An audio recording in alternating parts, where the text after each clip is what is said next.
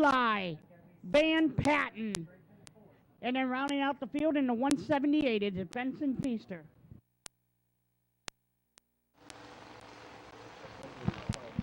Eight laps we're going to go around this Midvale Speedway.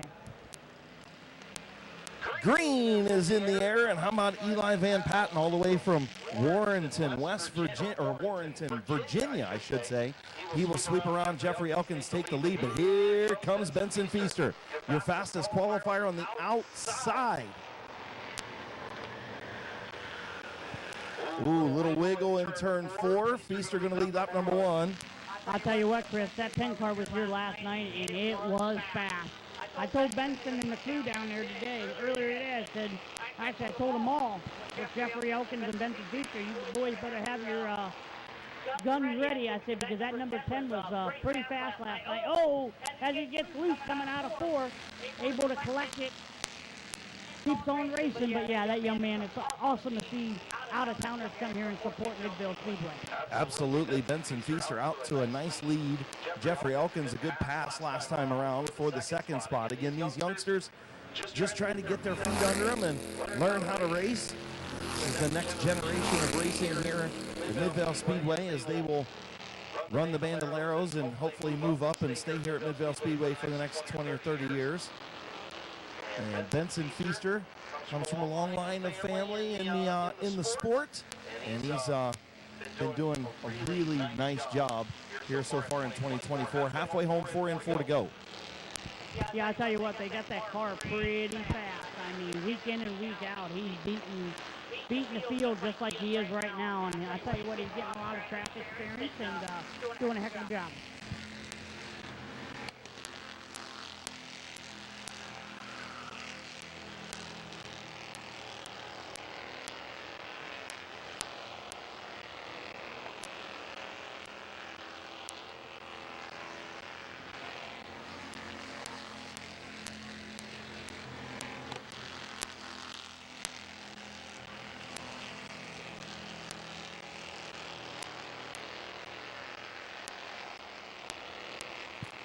Around turns 3 and 4, white flag in the air for Benson Feaster.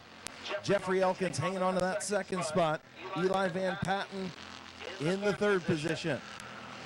Final time down the back straightaway for Benson Feaster. The youngster picked up a feature win a week ago, and he'll pick up the heat race win here tonight. Benson Feaster, your winner of the Bandolero heat race. Jeffrey Elkins will finish 2nd. Eli Van Patten in 3rd.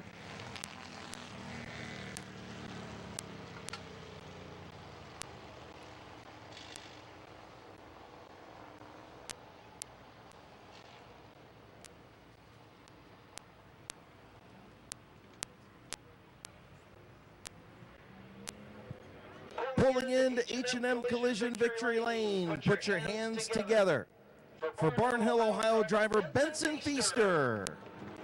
Sponsors on Benson Feaster's car is Y Tavern, My Water Doctor, TGT, Septic and Excavating, and Performance Paintworks. Once again, give a round of applause to Benson Feaster.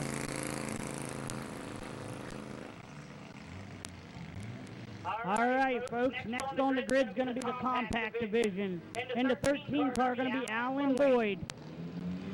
59 is going to be Brandon Furby. In the 42 is going to be Damian Andrews. In the 47, Don Rufner. In the 84, Scott Witten. In the 9B is going to be Brendan Neely. In the 44 is going to be Laura Day, and rounding out the field in the 83 is going to be Seth Gibson. You forgot that's new Hall of Famer Don Rufner Jr. in the 47. Well, I didn't really want to say anything. We want a surprise. Well, we already released it on Facebook, and it's all over right. Randy Vision. It's green flag in the air. You're right, Chris. You're right. Green flag in the air. Compact heat race number 1. Alan Boyd going to have the race lead into turn number 3. Braden Furby on the high side with Andrews and Rufner in row 2. Still there battling for the 3rd spot. Boyd will lead lap number 1.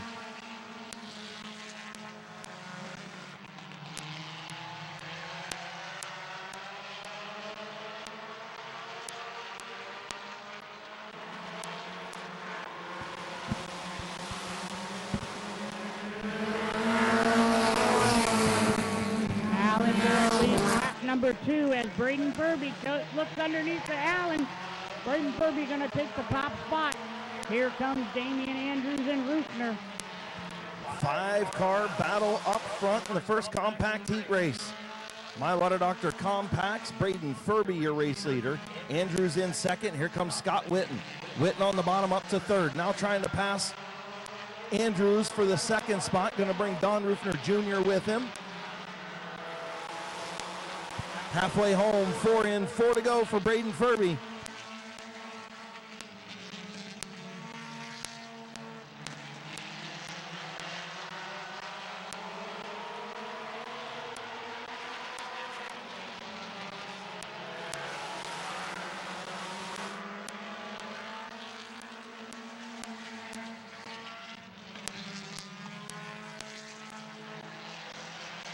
Don Rufner Jr. still trying to get around Damian Andrews via the high lane as Scott Witten starts to use that second groove to work on Braden Furby.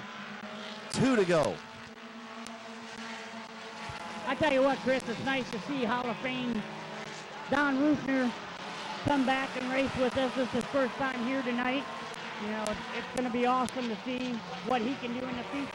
Here we go, folks, between Brandon Furby and Scott Witten. White flag, 1 lap to go. Final time off turn number 2. Scott Witten by 3/4 of a car length. Furby will battle back on the bottom. Off the turn number 4, checkered flag, Scott Witten. Furby finishes second, Rufner in third, Andrews in fourth, and Alan Boyd rounding out the top 5.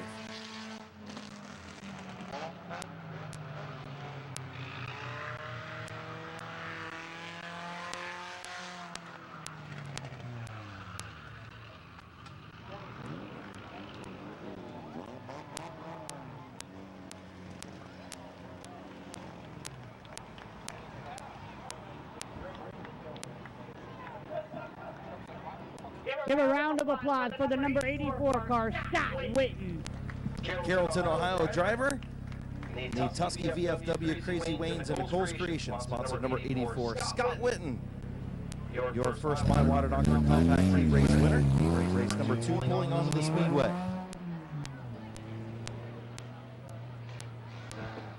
In the 00 car is going to be John Heidi. In the 19 car is going to be AJ Andrews. In the 04 tonight, Mike Stringer. In the 202 is going to be Braden Maurer. In the 27 car, it's going to be Mark Lucius. In the 0 car, it's going to be the old-timer, Delmer Clark. In the 6, it's going to be Dylan Martin. 23, Brent Irwin. And rounding out the field in that 69 car, it's going to be Drew Rooming. I'll tell you what, Chris, keep your eye on that green 27 car. The Buckeye Speed Podcast aficionado on the inside of row number 3 in that green car, first time in a compact. Green flag in the air for heat race number 2. I told him today, Chris, I said, you know, you better do something tonight. Hans has won some features around here. He looked at me and said, they're just B-mains. I said, hey, check a flag, check a flag. He started laughing. Good battle up front. Hi-oh, problems for Andrews as he goes up the racetrack. Caution on the speedway. It'll be a complete restart. Something happened to AJ Andrews in turn 4. Might have been a little bit of contact there, but he went up the racetrack pretty quick. Looks like he's going to be able to rejoin the field, and we'll try it again. Complete restart. A host of others flying around this place. It's something you got to come and see for sure. And then in 2 weeks, another night of destruction here at Midvale Speedway. So a lot going on over the next couple of weeks as the compacts will try it again. Green flag in the air, Heidi and Andrews.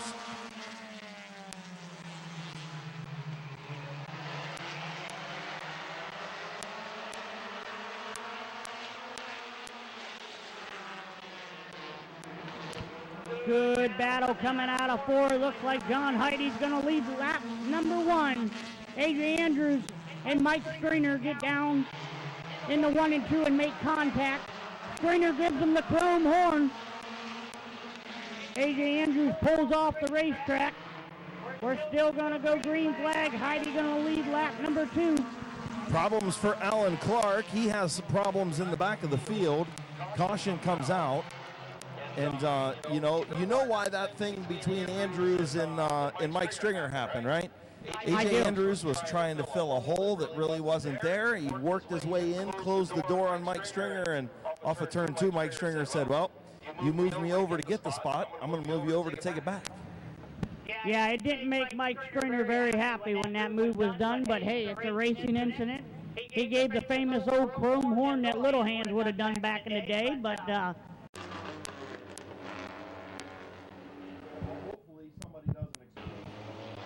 right, folks, here we go. Coming out of 4, we're going to go back green flag racing. 1 lap in. AJ Andrews, after being the beneficiary of that caution on the outside lane. Mike Stringer now to the inside. They've already had their issues. They'll keep it clean through 3 and 4. Stringer will take over the second spot. Andrews back to third. Here comes Mark Lucius on the bottom, and here comes Lucius alongside the 04, and contact, and into the wall goes the 04 of Stringer. The 19 of AJ Andrews involved as well. Oh man, that stinks.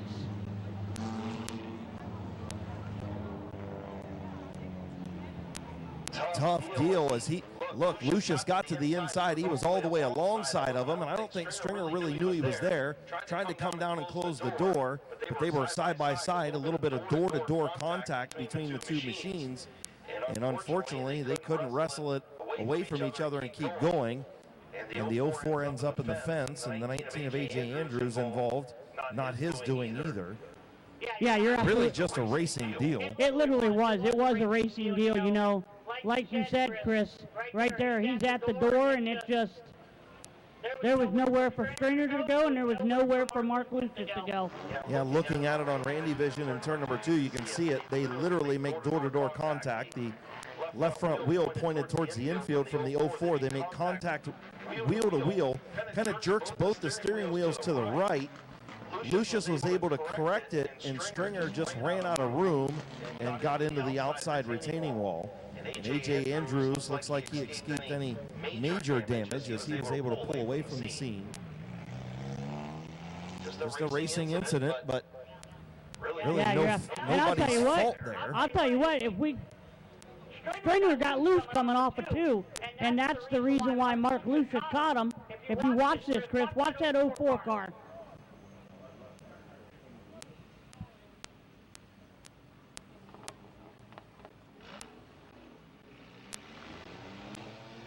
Yeah, the 04 Mike Stringer just tried to get back to the bottom because he knew he needed to protect it, right? But the 27 and 04 were literally door-to-door when they hit. Kind of knocked the steering wheel out of both of their hands, I'd imagine. Yeah, I'll tell you what, he hit that wall so hard, he was moving in that car. 2 laps complete in our My Water Doctor Compact second heat race. John Heide, your race leader, 6 to go. See if we can get this race in the books. Green flag back in the air.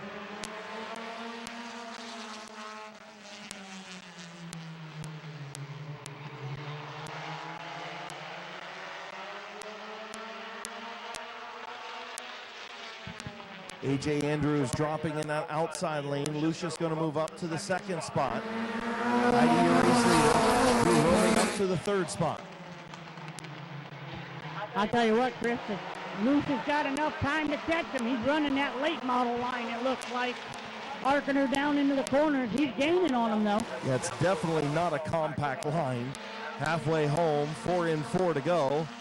And maybe this will show some of these compact guys that you've got to let the car eat on the straightaway. Let it work up to the wall. And Mark Lucius making that line work right now. Alongside the 00 of John Heide is the 27 of Mark Lucius.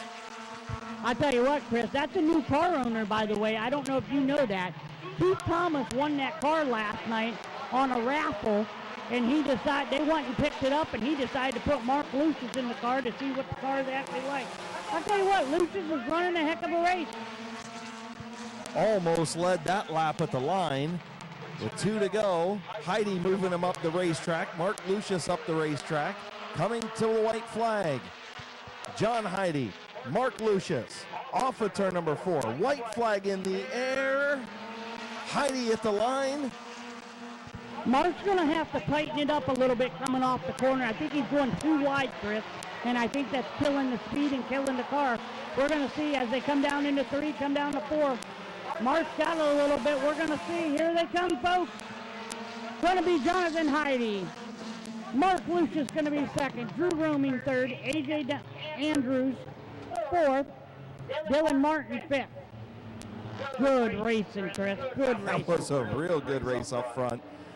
A guy who's never sat behind the wheel of a compact almost picked up the heat race win.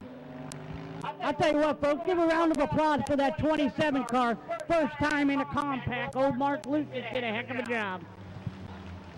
But pulling into H&M Collision Victory Lane, your winner from Strasburg, Ohio, Jonathan Heidi. Sponsors on Jonathan's car are Haas Marine and Holler Boy Racing.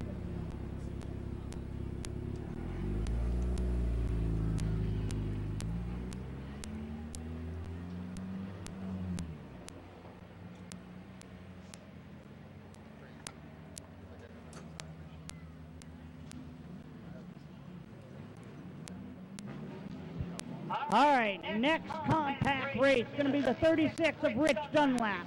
In the 42, it's going to be Caden Scott. In the X09, Wes Ennis. In the 72 car tonight, driven.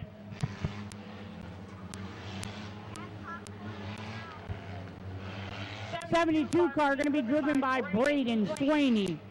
In the 957, it's going to be Brandon France. In the 57, going to be Blaze Bacon. In the number 9, going to be Gavin Rupin rounding out the field. In the 68X, Clayton Oliver. Green flag in the air for your compact fast heat. My Water Doctor compacts. Good to see Braden Swaney back in a compact. Been a while since we've been able to say that. Caden Scott out there. Again, thoughts and prayers out to Tyler Scott. Had surgery today. So thoughts and prayers to Tyler and his family. I know they're getting ready to expect a baby as well. So a lot going on for the Scotts here this week. But Caden trying to put the family back in victory lane, and Dunwoody doing a good job on the bottom. Rich Dunlap, your race leader. Good race with Dunlap and Scott. Dunlap going to lead lap number 2. Caden Scott going to be second. Wes Ennis going to be third. Good battle between Brandon France in that 957 and Braden Swaney in the 72. Caden Scott all the way up alongside Rich Dunlap. I feel like it's throwback night at Midvale Speedway. Well, it's throwback night in the compacts. You've got Rich Dunlap, Wes Ennis, Braden Swaney, Brandon France, and Clayton Oliver all in the same heat race. And all them guys he just announced, folks, has got a lot of laps around Midvale Speedway. A lot of laps. Good drivers, too. Just past the halfway mark, Caden Scott starting to inch out ahead of Rich Dunlap. Caden Scott using the high lane. At the line, Dunlap by about a half a car length. We are halfway home, folks. 5 in, 3 to go.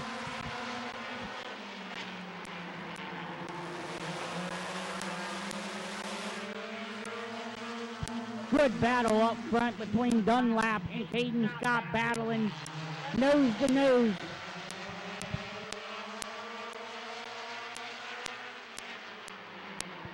White flag in the air. Good battle up front. Rich Dunlap trying to hang on. Here comes Wes Ennis sticking his nose in there. Caden Scott still digging in that outside lane. Does he have time to get around Dunlap? Into turn 3 for the final time. Caden Scott gets in deep, but not going to get there. Off of turn number 4, your winner, Rich Dunlap. Scott will finish second. Ennis in third. Brandon France in the 72 of Braden Swaney.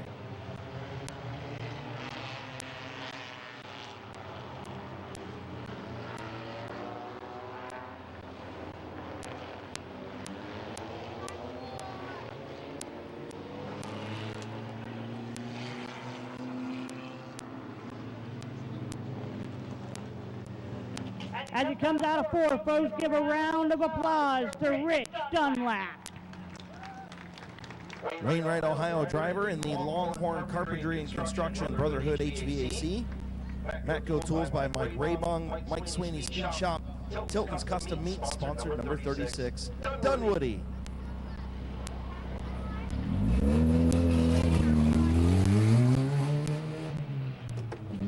Next coming out on the track, the late model, McIntosh Royal late model.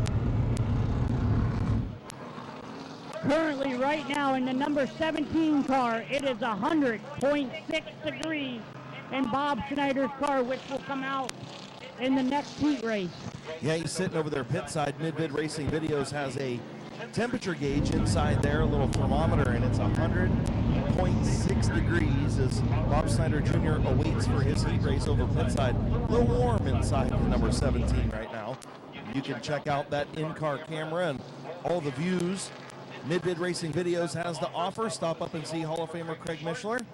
Actually come to the base of the scoring tower on the turn 4 side and holler up at Craig Mishler, and he'll come down and take your order. You can order your DVD for just $10. They'll ship it right to your door. You can pre-order tonight's action as well.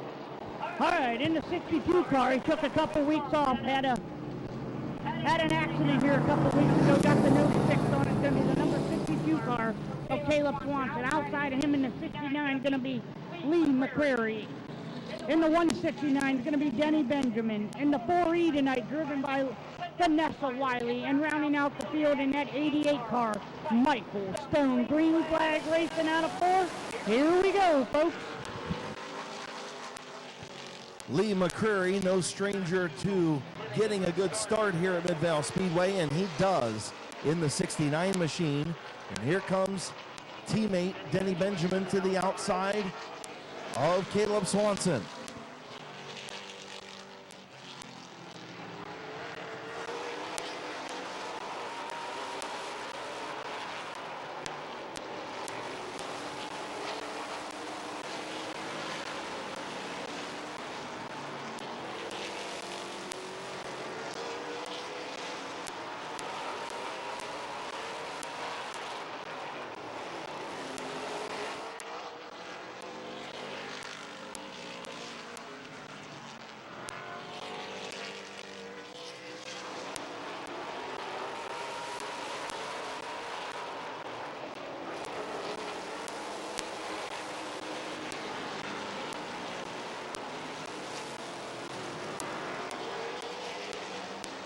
Lee McCreary out in front.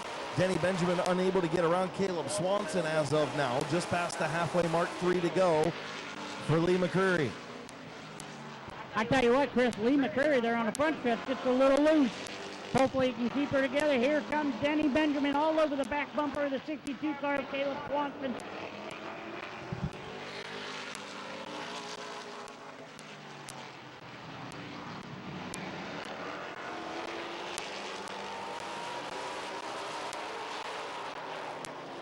White flag for Lee McCreary. Oh, sideways off of turn 4.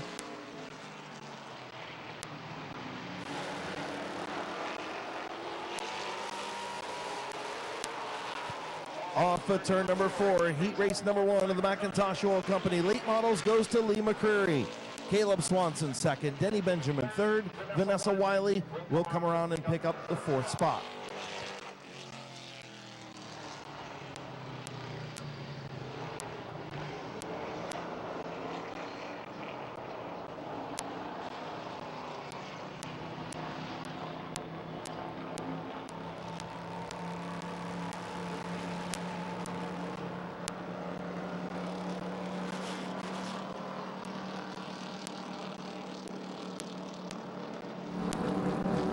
Pulling into H&M Collision Victory Lane.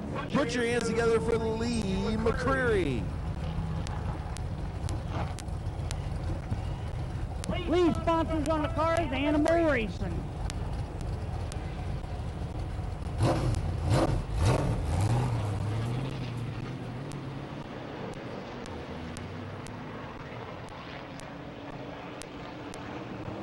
Don't forget to go down and visit our kettle corn stand and also our Island Delight stand that are behind the main scoring tower, along with our concession stand here at Midvale Speedway.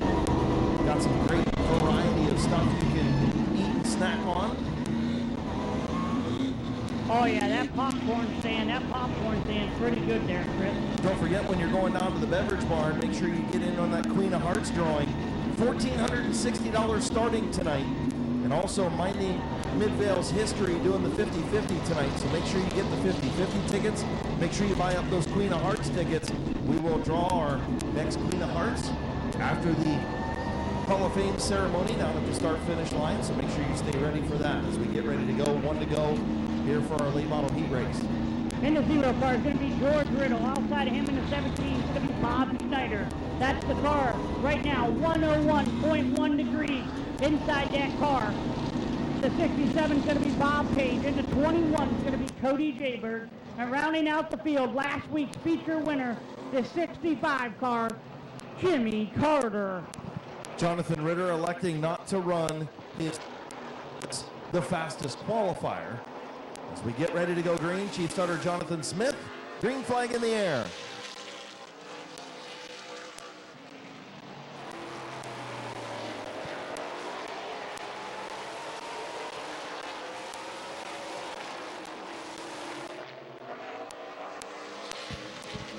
George Riddle going to lead lap number 1 as Bob Schneider on the outside of him, trying to get that top spot as they go down the backstretch side by side. Bobby Page in third. Right there, they make contact coming out of fourth.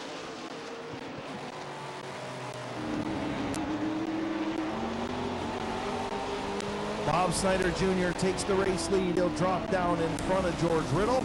Bob Page will work on that number 0 for the second spot. Snyder out front. And here comes Bobby Page in the 67 car underneath George Riddle for that second position. Snyder, still your leader. 4 in, 4 to go. We are halfway home, folks.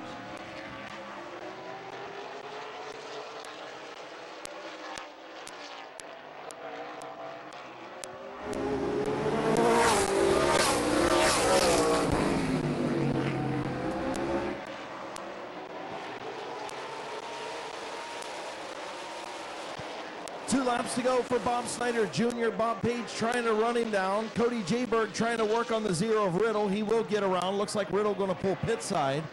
Jimmy Carter out there running a practice session, getting ready for the feature. White flag in the air for Bob Snyder Jr.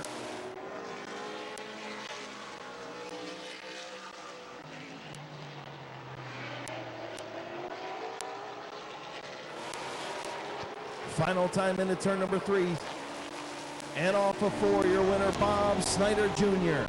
Bob Page finishes second, Cody Jayberg third, and Jimmy Carter rounding out the top 4 that finished.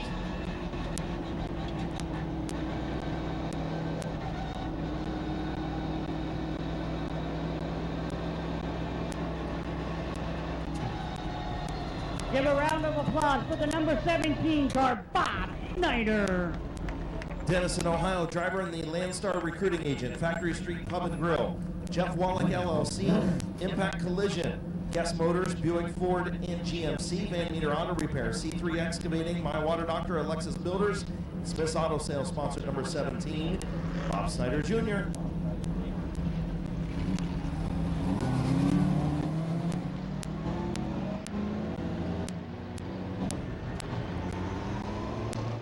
So, first heat race for the HRN Construction and Restoration Modifieds on the Speedway.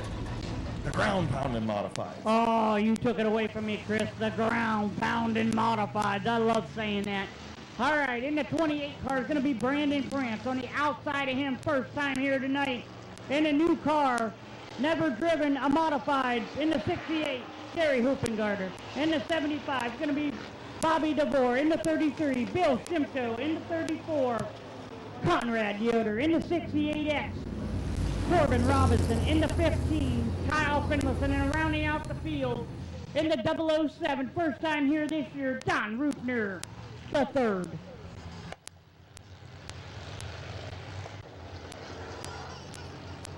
Magic Shoes making his first modified start at Midvale Speedway on the outside of Brandon France. Good to see DR3 here as well. Good field of HRN Construction and Restoration Modifieds. Field gets the one to go signal. Brandon France, Gary Hoopengarner. Bobby DeVore in the second row, alongside Bill Shimko, Conrad Yoder, and the Mean Bean in row 3, Kyle Finlayson, DR3 in row 4. And green flag in the air.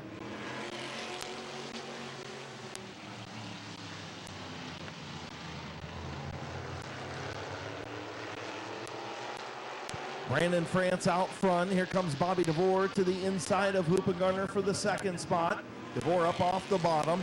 Hoopengarner trying to get to the bottom. Not able to get there. Hoopengarner is clear. Has the bottom if he wants it. Brandon France out front. Hoopengarner tries to get to the bottom, trying to close the door. Does a good job of giving the 75 some room. Now he's got the bottom and still going to hang out there to try and use the high lane. Now drops in.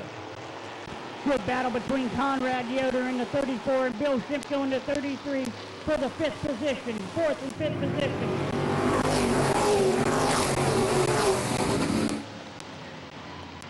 Oh, Conrad Yoder into the pits at a high rate of speed. Caution on the speedway. Not sure what happened to Conrad Yoder, but he hit hard in the pit chute. Something happened with the 34, and crews running over to him. Track safety vehicles on the scene in the pit chute. Man, did he hit hard. Not sure what happened, if the throttle stuck or something, but man, did he shoot right off the second lane right into the pit chute. So we'll wait and get word on the driver. Yeah, hopefully he's okay, Chris. I'll tell you what, he's okay, folks. We just got word that Conrad Yoder is okay. I'll tell you what, Chris, I was talking about that a couple weeks ago. We had a guy, I've done that before, where I lost brakes coming into 1 and 2, and I shot into the pits. And I'll tell you what, it is a scary feeling. Oh, there is no doubt. The thing is, driver is okay, and yeah, just went to the bottom. Something broke. I'll tell you what, if anything, I bet you the right, well, it might have been the left front. He caught a little error there, too. Yeah, he did. He did. Wow, that's As crazy. we look at Randy Vision down there in turn number 2, you see the 34 of Yoder, and thankfully, Bill Shimko was not there, but you see the speed and then the car just shooting right up the racetrack. Maybe a little left front issue, but never locked up the brakes. Did look like the left front kind of wobbled a little bit. Don't know if he lost brakes. Don't know if the throttle hung open. Not sure what happened, but wild ride for the 34 of Conrad Yoder. Just glad he's okay. Yeah, he had that left front turned, which, of course, you would, man. But, oh, wow, that's just crazy. And you know what? Track safety team was on the scene within seconds of that car stopping. And, you had guys in the pits running over to help out as well. So track safety team on the scene almost before that car even got stopped. So huge shout out to our Midvale Speedway safety team and infield crew here, as they do an outstanding job each and every week. And that's why. Well, we have one of the best track crews in the state of Ohio. I mean, and that's why we have the best track crew in the state of Ohio, is because they rushed to the incident in the scene right away. I mean, they were there in split seconds.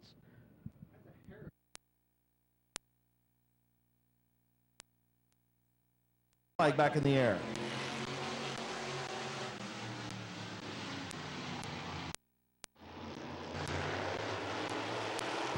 Bobby DeVore to the inside of Gary Hoopengarner for the second spot. Brandon France out front, 2x2x2 behind France.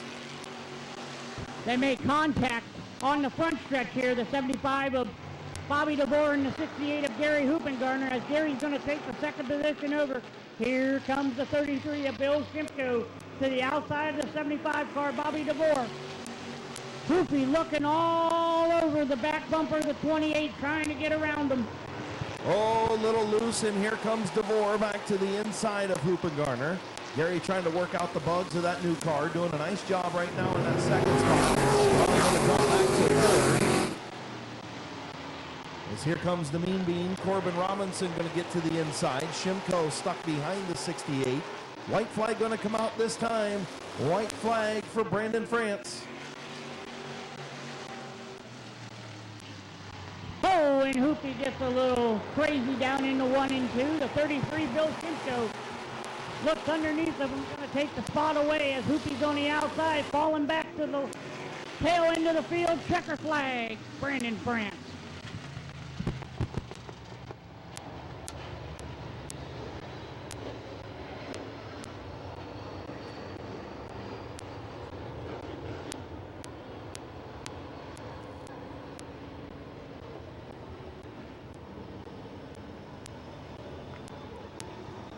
Pulling in the H&M Collision victory lane. Put your hands together for the number 28 from Dover, Ohio, Brandon France. Brandon France, the sponsors on that car, HRN Construction Restoration, France Trucking, and BP Photography. Once again, folks, give a round of applause to Brandon France.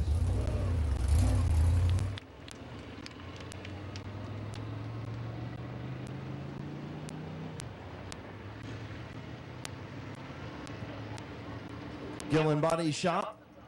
Night at Midvale Speedway rolls on. Fast heat for the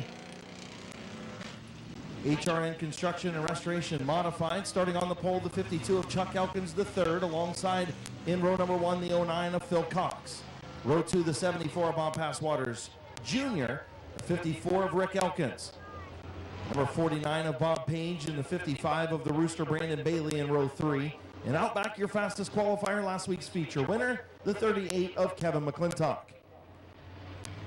We're going to go 8 laps around Midvale Speedway for this modified heat race, ground-pounding modified heat race.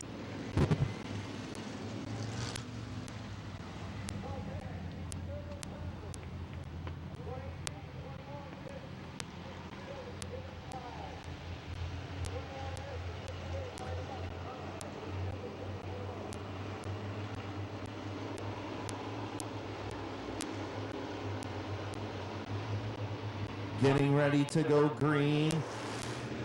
Green flag in the air. Phil Cox gets a jump on the start. Elkins on the bottom. He's going to battle back through turns 1 and 2. And caution on the speedway. Yeah, Chris, I didn't think that one was going to go. Looked like to me Cox got a little excited and jumped the start there. But we'll re-rack him up and see what we can do.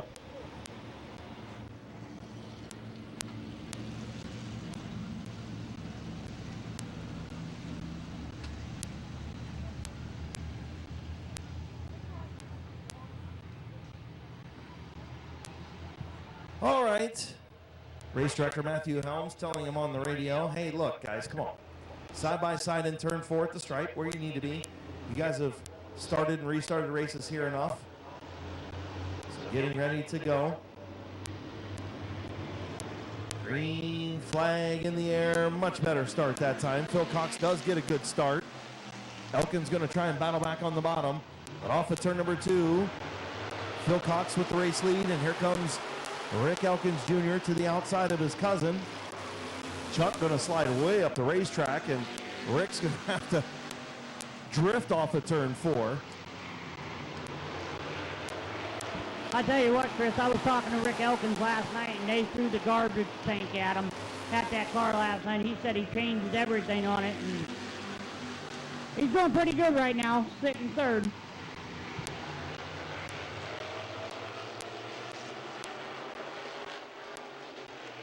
Phil Cox, Chuck Elkins, Rick Elkins, Brandon Bailey, Kevin McClintock.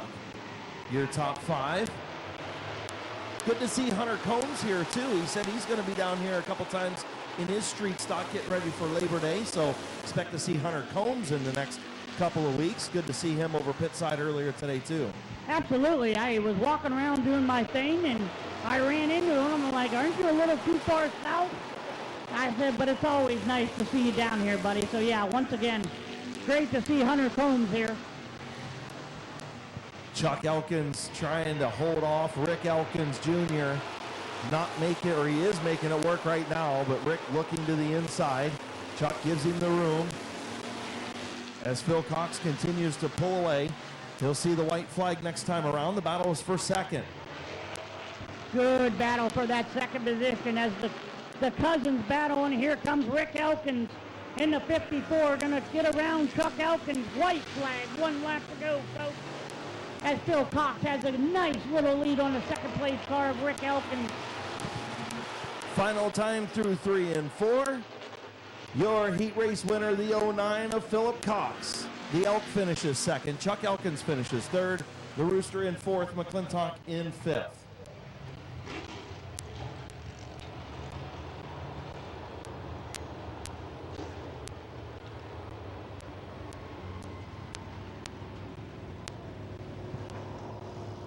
Pulling into victory lane from Sherrodsville, Ohio. Put your hands together for the 09 of Philip Cox. Sponsors on Phil Cox's car is Rupinall Farms, Precision Repair and Service, UFO, Napa Auto Parts, Platinum Designs, New Philly Barbell. Once again, give a round of applause to the 09 of Phil Cox.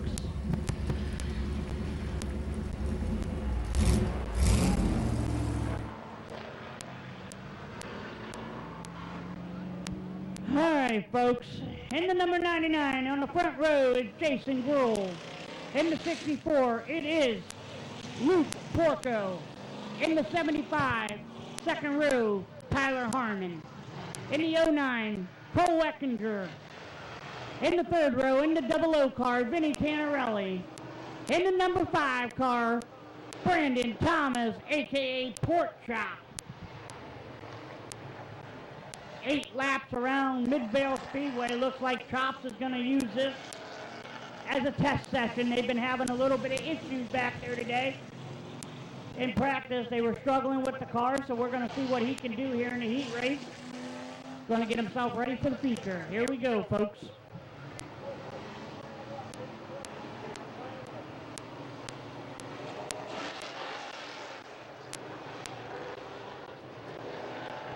Looking for the green flag, and there it is. Jason Gruhl and Luke Porco.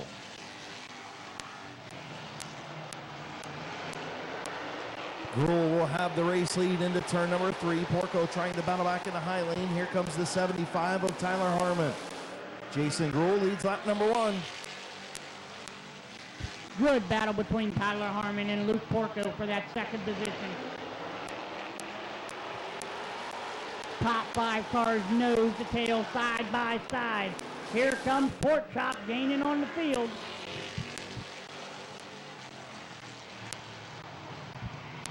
Hopefully the Thomas boys back in the pit side got that number 5 car back together and running good as he slows down on the backstretch. Like I said, he's using this for a test session. 3 laps in. Jason Gruhl still your leader. Tyler Harmon on the outside. Vinny Tannerelli in third.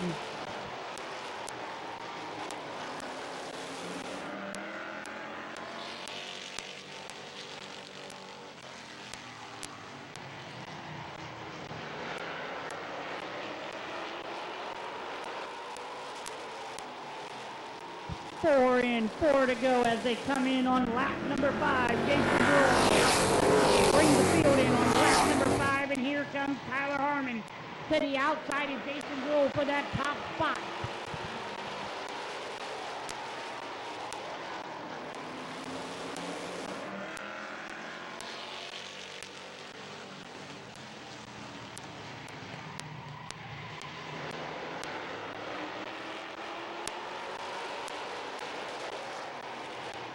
Here comes Vinny Tannerelli, gives the chrome horn to the 99 car of Jason Gruhl.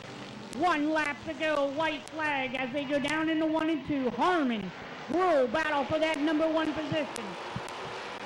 Who's going to bring home the checker flag as they enter 3? Coming out of 4, side by side racing. Jason Gruhl going to be your winner in the street stock heat race.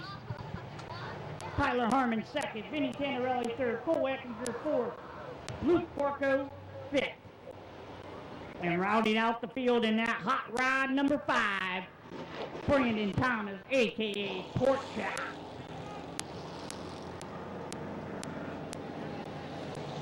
As the 99 car rolls into victory lane, everyone give a round of applause to the 99. Dover, Ohio, driver in the Willendale Golf Cart Sales. RLA Excavating, Willie's Custom Golf Center, Ron's Donuts, Jesse Willis Infinity Representative, Magic Mounts Miller Studio, Beach Design and Manufacturing, and Tornado Fabrication. Sponsor number 99, put your hands together for Jason Gruhl.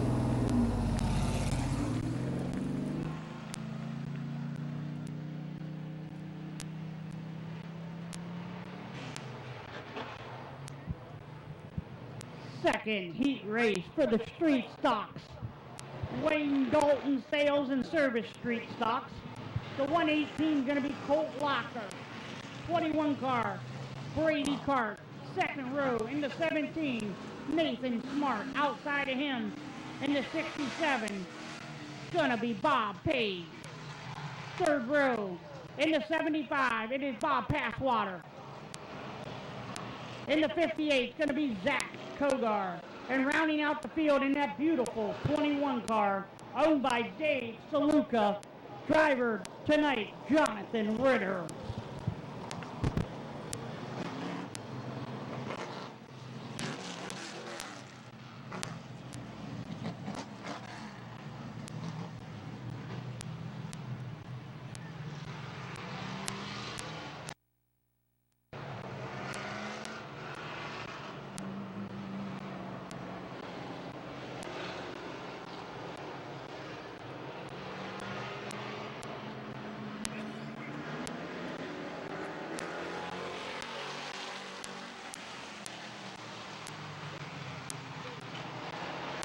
Green flag.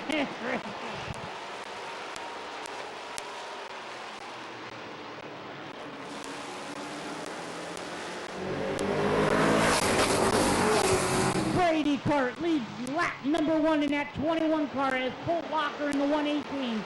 Cart in the 21 battle for that number 1 position.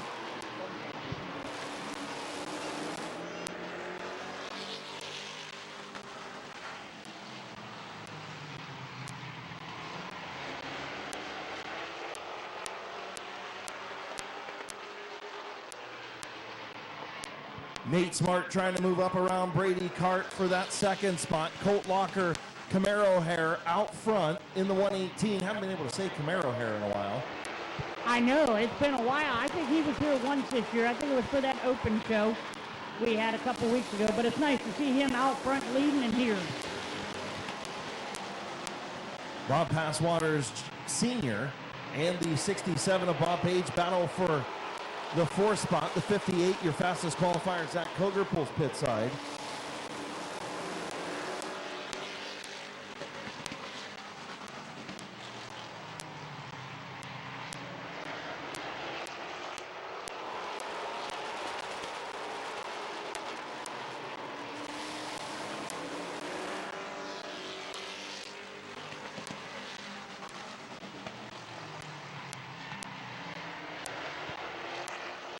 White flag going to come out this time for Colt Locker. Nate Smart and Brady Cart, your top 3, still trying to argue over that 4th spot as the 75, 67, and 21.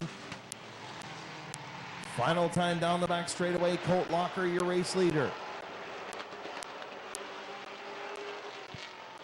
And off to turn number 4, heat race winner, Colt Locker in the Wayne Dalton Sales and Service Street Stocks.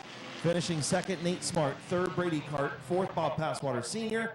And fifth is the Mountain State Missile, Jonathan Ritter, pulling double duty tonight, driving for Dave Sluka.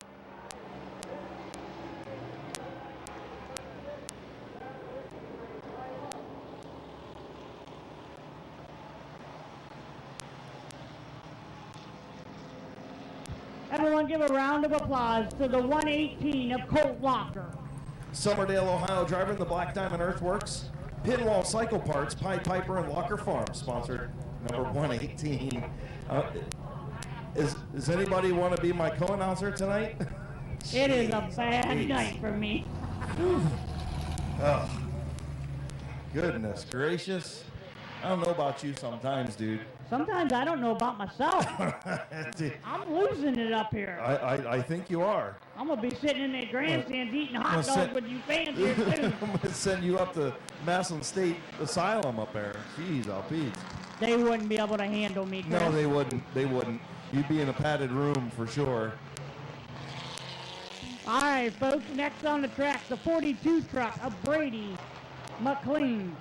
Outside of him in the 29 truck, going to be Trenton Croft. In the 99 truck, going to be Bob Johnson. In the 17, Jake Beavers. In the 443, Eddie McLean. In the 442, Connor McLean. And rounding out the field in the 33X, 33 times 3, Storm Johnson. 8 laps around Midvale Speedway. The O'Reilly Auto Parts mini trucks make their way into turn number 3. Brady McLean, Trenton Croft. Green flag in the air.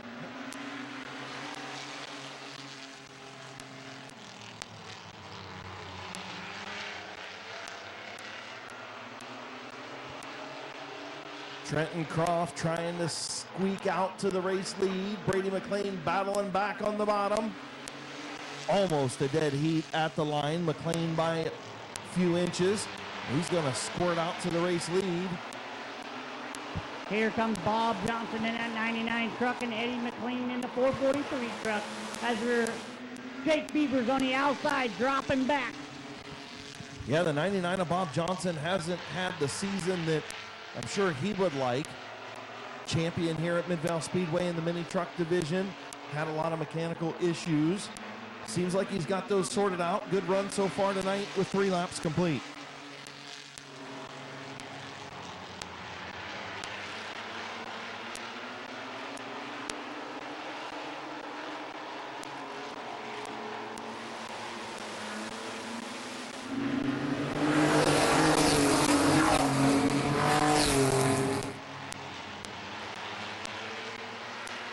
Brady McLean, still your leader. 4 in, 4 to go. We are halfway home, folks. Brady McLean brings him down to lead lap number 5. Trenton Croft all over the back bumper of that 42 truck. The 99 of Bob Johnson and Eddie McLean in the 443.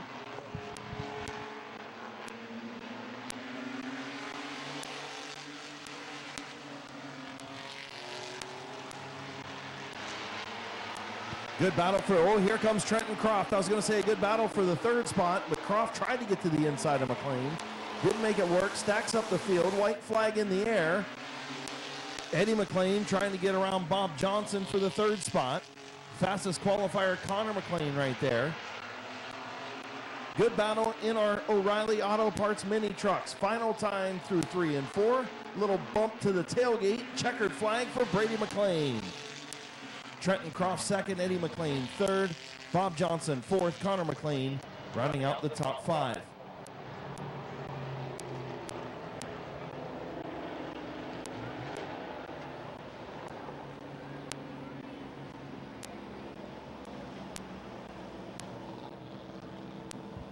Everyone give a round of applause for the number 42 truck of Brady McLean. Carrollton, Ohio driver in the Canton Auto Salvage. Russ Life, Lincoln's Rustic Lemonade, Joe Mack Truck Bodies and Cranes, Greens and Things, Landscaping, Jimmy's Backyard Barbecue, and Lawn Care Limited sponsor number 42. Brady McLean, your heat race winner in the O'Reilly Auto Parts mini trucks on Gillen Body Shop night at Midvale Speedway. Again, Gillen Body Shop, 416 Cary Avenue Northwest in New Philadelphia. Longtime sponsor of Midvale Speedway. We appreciate Gillen Body Shop for being here tonight. I know that Wes and the boys down there in the skybox, we appreciate them hanging out and being here tonight. They're open Monday through Friday, 8 to 5. Give them a call, 330-440-7011, Gillen Body Shop. All right, in the first row, in the 61 car, going to be Ronald Sion. In the 99, going to be Tyler Gruhl. In the 17, Nathan Smart.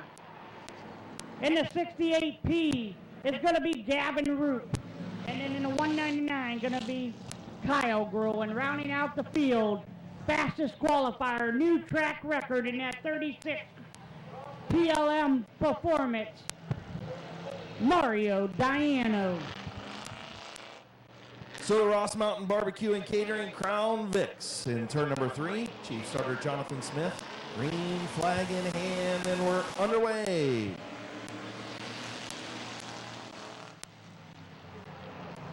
Kyler Gruhl trying to take the lead from Sheon up front. Here comes Nate Smart, going to make it 3 wide. Now it sorts out 2 wide because Kyler Gruhl going to be out front with the race lead.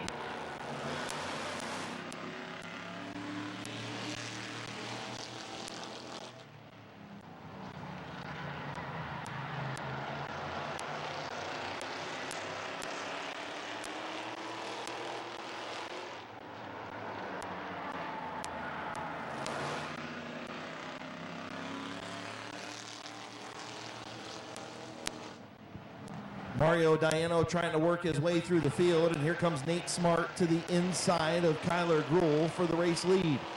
Kyle Gruhl and Diano battle for that 3rd spot. 3 laps complete.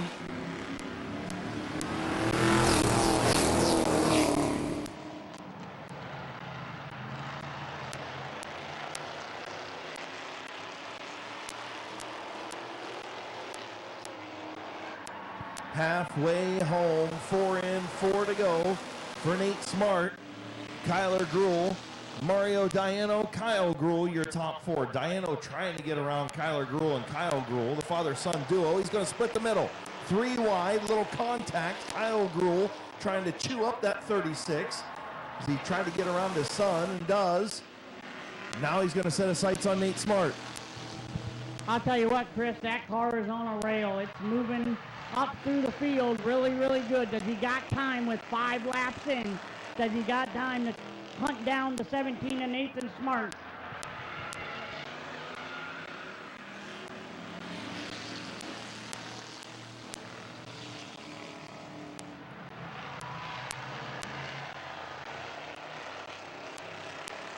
White flag gonna come out this time for the 17. 1 to go as Kyler Gruhl sideways in 3 and saves it and hangs on to that 3rd spot. Good battle between Gavin Roop and Kyle Gruhl for the 4th spot as they're trying to run down Kyler. And off of turn number 4, checkered flag for Nate Smart. Mario Diano will finish 2nd, Kyler Gruhl in 3rd, Gavin Roop 4th, and Kyle Gruhl rounding out the top 5.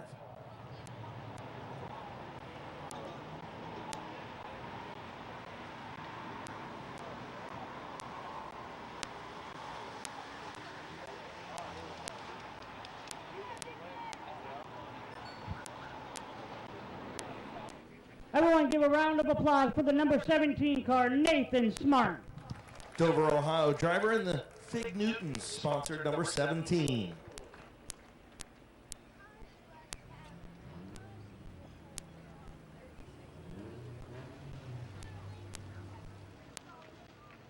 Feature of this event should be a little more entertaining.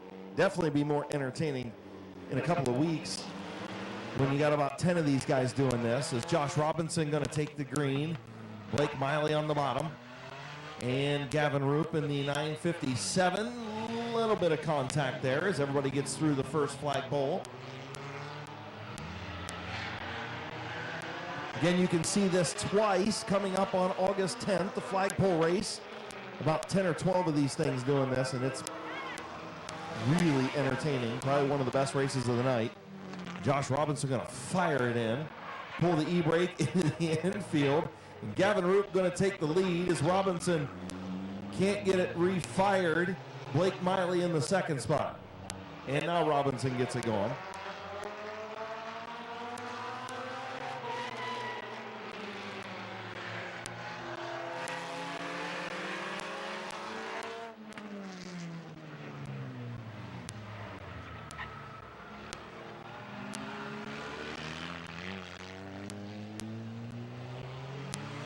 And close at the flagpole between Robinson and Miley.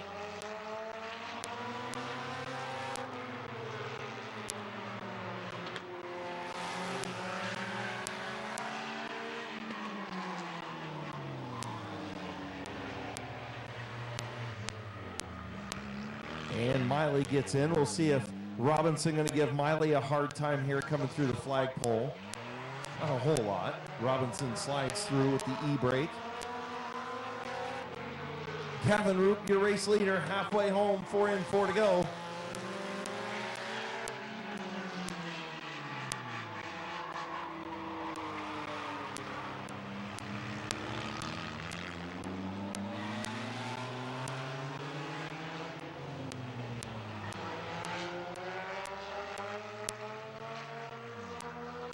Trust me, when there's about 10 of these things and they have to do it twice every lap, it is pretty entertaining.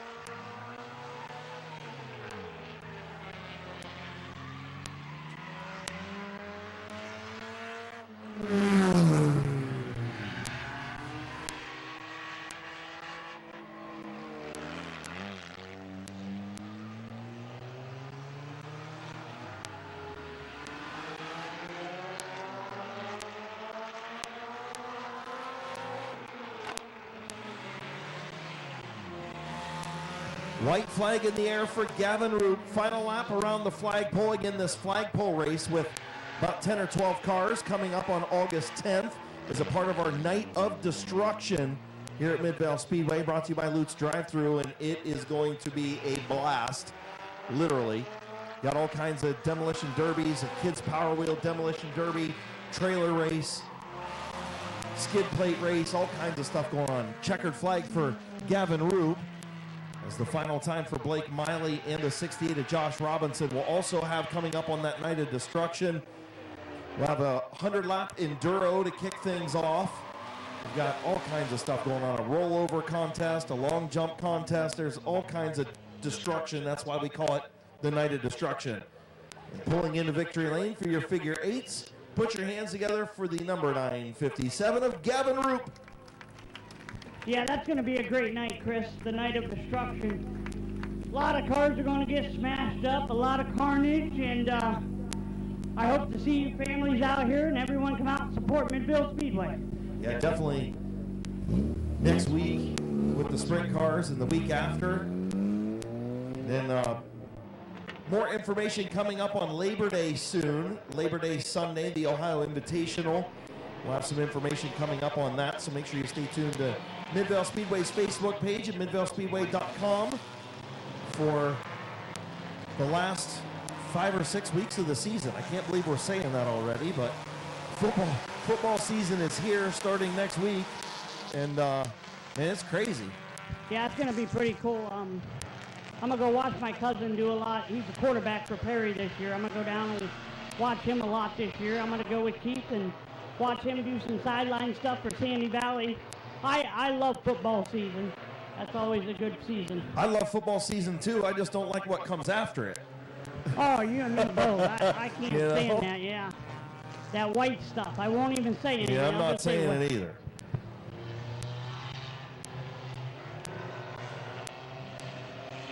So the top four going to transfer into the A main. Top four going to transfer from the B into the A. Yeah.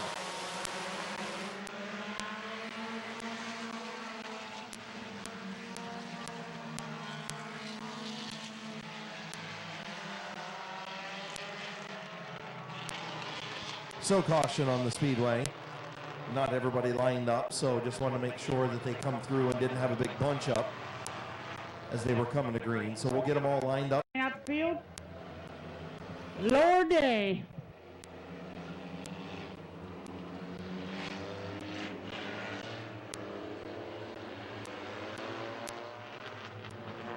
Field will get the one to go signal this time. Alan Boyd, Braden Furby on the front row. Top four transfer to the A main coming up later on tonight for the Maiwana Doctor Compacts.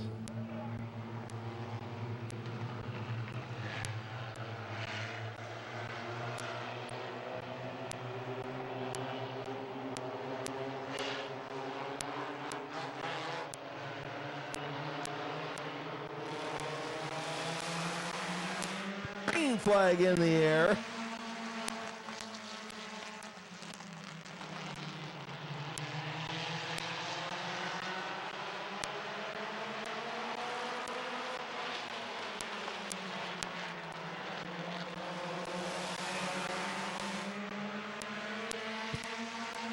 At the line, 1 lap complete. Braden Furby by a nose over Alan Boyd. Top 4 transfer to the A main, and it is a battle for the top 4 right now. Here comes John Heidi moving up into that transfer position around Damian Andrews. New Hall of Famer Don Rufner Jr. trying to get around Boyd for the 2nd spot. Good battle between the 13 car and the 00 car. That is the transfer position. Damian Andrews in the 42 trying to get around them both. Gives the chrome horn. Oh, and we're going to have a caution.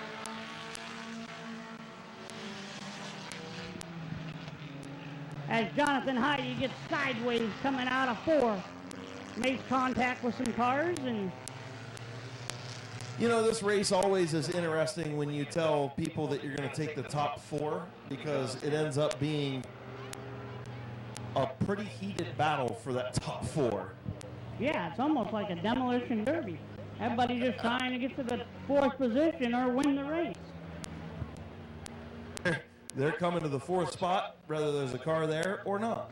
I mean, look at my man here in the 13 car, Alan Boyd. Poor guy, the front fender's ripped off of it. Yeah, and we got John Heidi heading pit side. I think he's got a flat left front as we look at the replay on Randy Vision in turn 2. We'll see what happens here. Oh, Boyd up the racetrack, got into the 00 of Heidi and spun him, and then Heidi got into the 42 of Andrews, so.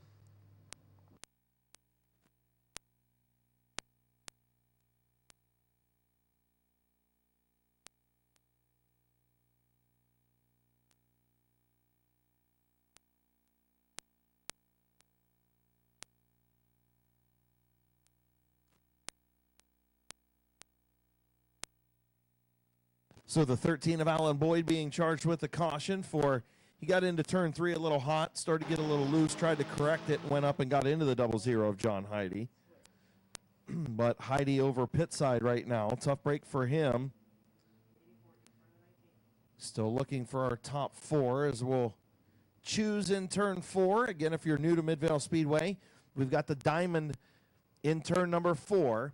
And at the diamond, you will have to choose behind the race leader. The race leader is out front. So the 83 of Seth Gibson going to move up. And now we've got the 19 of Doctor B feature for the compacts. Top 4 transfer to the A main later on tonight.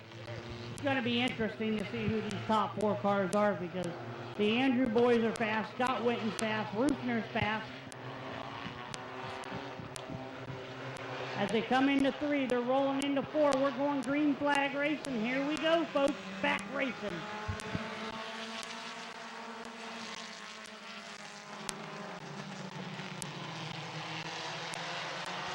Scott Witten trying to use that outside lane to get around Don Rufner Jr. Rufner's going to keep it for now. Braden Furby, your race leader.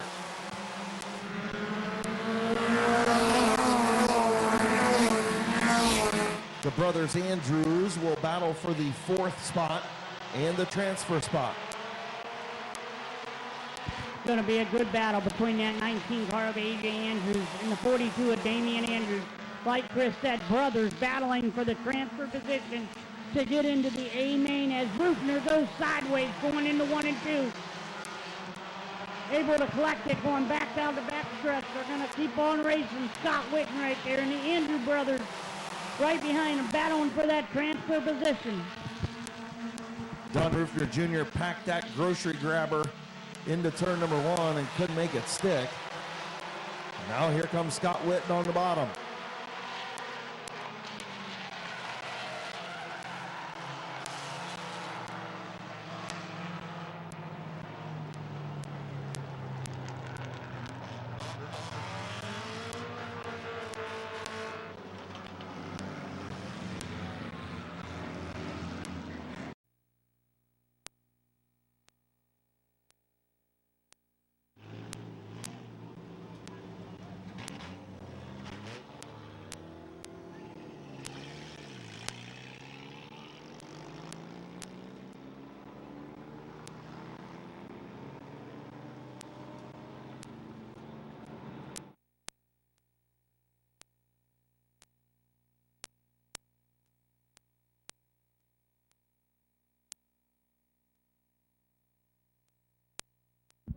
A lot of frustrations down there in 3 and 4 with Braden Furby and Scott Witten.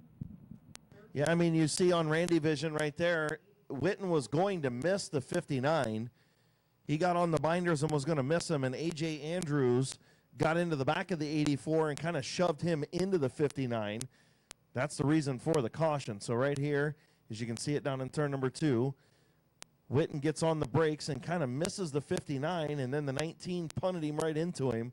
So the 19 of A.J. Andrews is going to be charged with the caution and sent to the tail. Now the 19 going to have some work to do to get back up there, although 2 machines eliminated in this are the 59 of Furby and the 84 of Witten. Your front 2 cars, or 2 of the top 3 anyway. Andrews, Alan Boyd, and the 9B of Brendan Neely. Your front 4 right now, green flag in the air.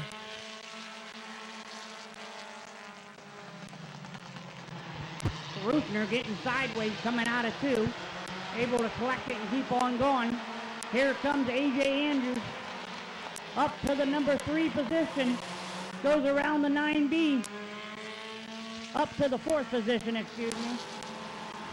That is the transfer position right now, as he's going to look and take over the 3rd spot from Alan Boyd, as Don Rufner Jr. trying to hold off Damian Andrews up front. 7 laps complete. Oh, some contact.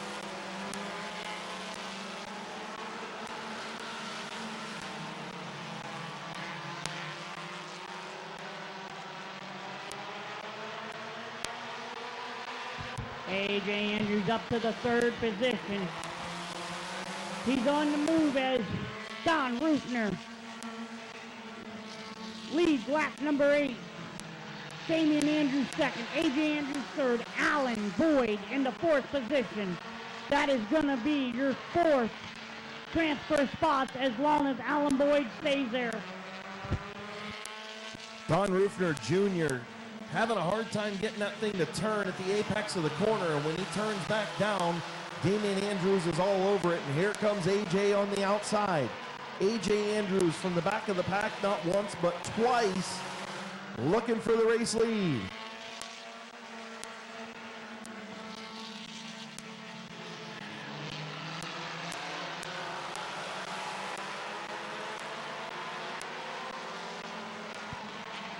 A.J. Andrews, new race leader.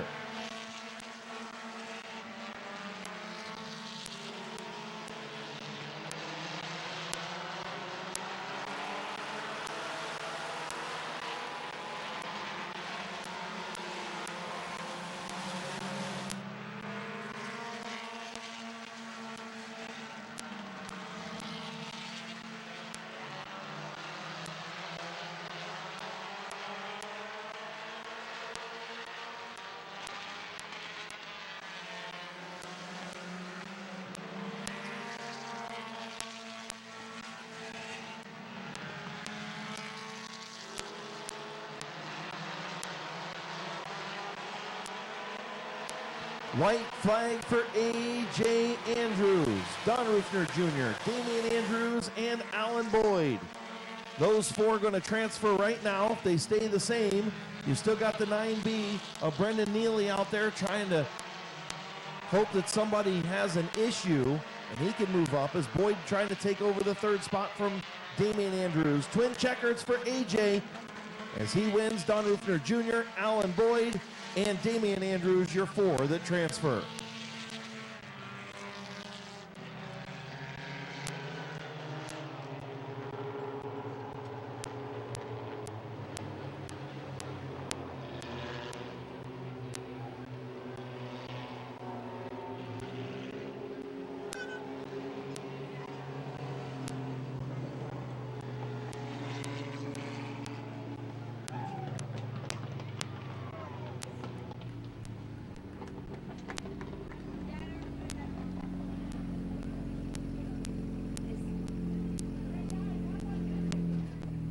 They didn't tell us.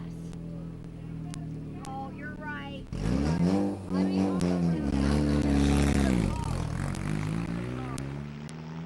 yeah, you guys gotta be able to tell us how much it is. Oh, I know. It's okay.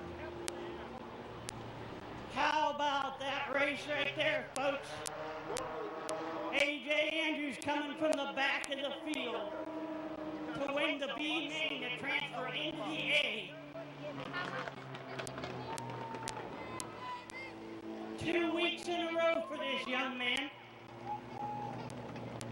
As he rolls up in the victory lane, all excited. So we'll tell them when they come back.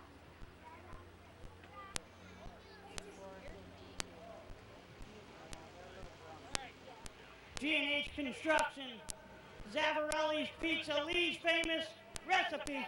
Everyone give a round of applause for A.J. Andrews. Come on over here, dude. Give me a handshake. I seen you at the gas station earlier today. Well, I looked right at my dad today and I said, if I win, it's going to be because I seen Chad Wise and you beat me here. There it is.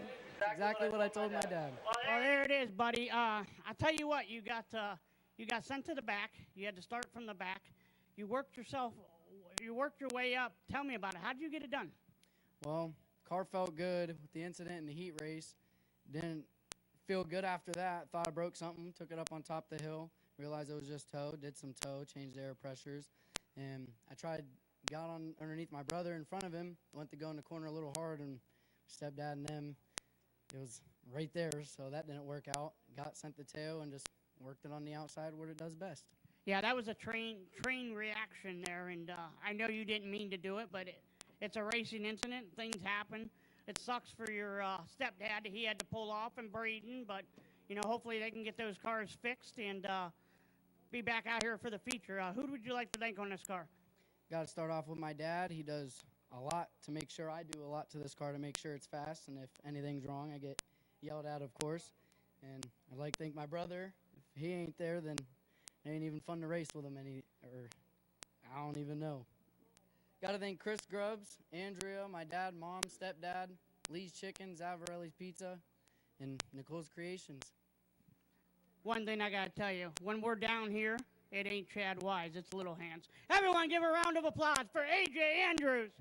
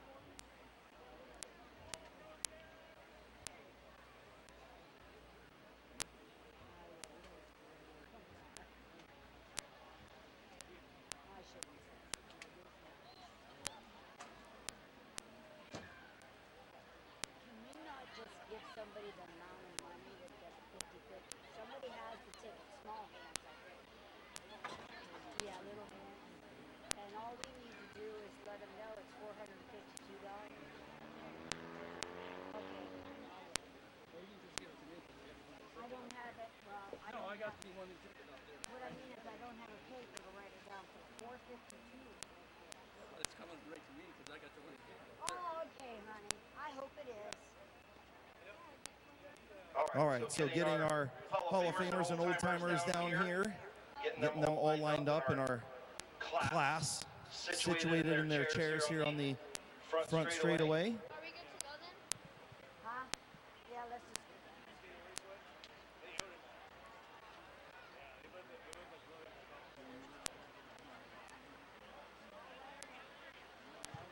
Current Hall of Famers, come on up here. Current Hall of Famers, come up in front of the chairs, please. Current Hall of Famers.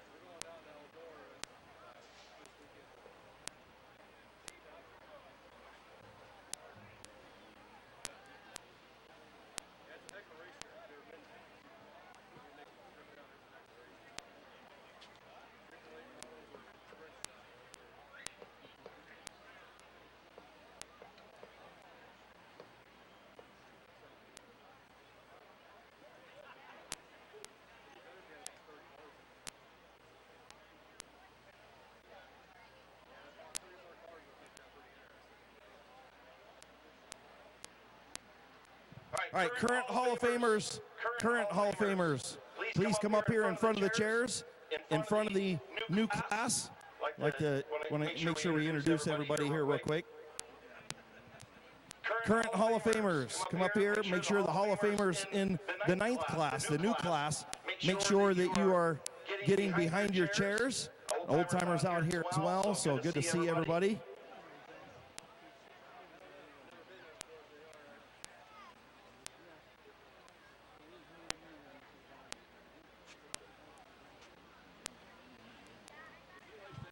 So, want to turn your attention to the front straightaway. We're going to start introducing some of our current Hall of Famers. How about Earl Swinehart? Earl, good to see you. Mike Miller. Welcome back, Mike.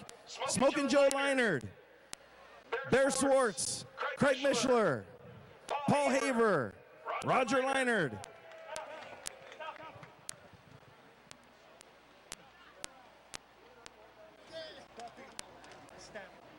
Duff Stafford. Jeep Yakabuchi, Janet Parker, Chuck Harris, Brian Volk, Kenny Carroll, Jay Peterson, Ron Hoopengarner, Chuck Barrett, Terry Coletti, Mike Dawson, Bill Hilliker's here, future Hall of Famer Bill Hilliker. Who else do we got down here walking around? Huh? Mike Rohr's here, Hall of Famer Mike Rohr. Richie Rohr was over there pit side. There's Richie over there, Hall of Famer Rich Rohr. Bill Seals is here. Kevin McClintock is over there. Hall of Famer Kevin McClintock getting ready to run tonight. Rich Schweitzer as well. Again, thank you to all of the Hall of Famers and all of the old timers for being here tonight. We appreciate each and every one of you for coming back to Midvale Speedway. Let's go ahead and clear the road for the new class. How about a big round of applause for our Hall of Famers and old timers down here on the front straightaway? Come on, you guys can do better than that. Let them hear you. The legends of Midvale Speedway.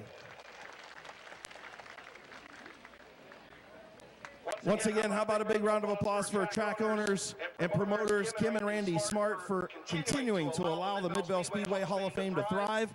Also, thank you to John Chapman, chairman of the Midvale Speedway Hall of Fame.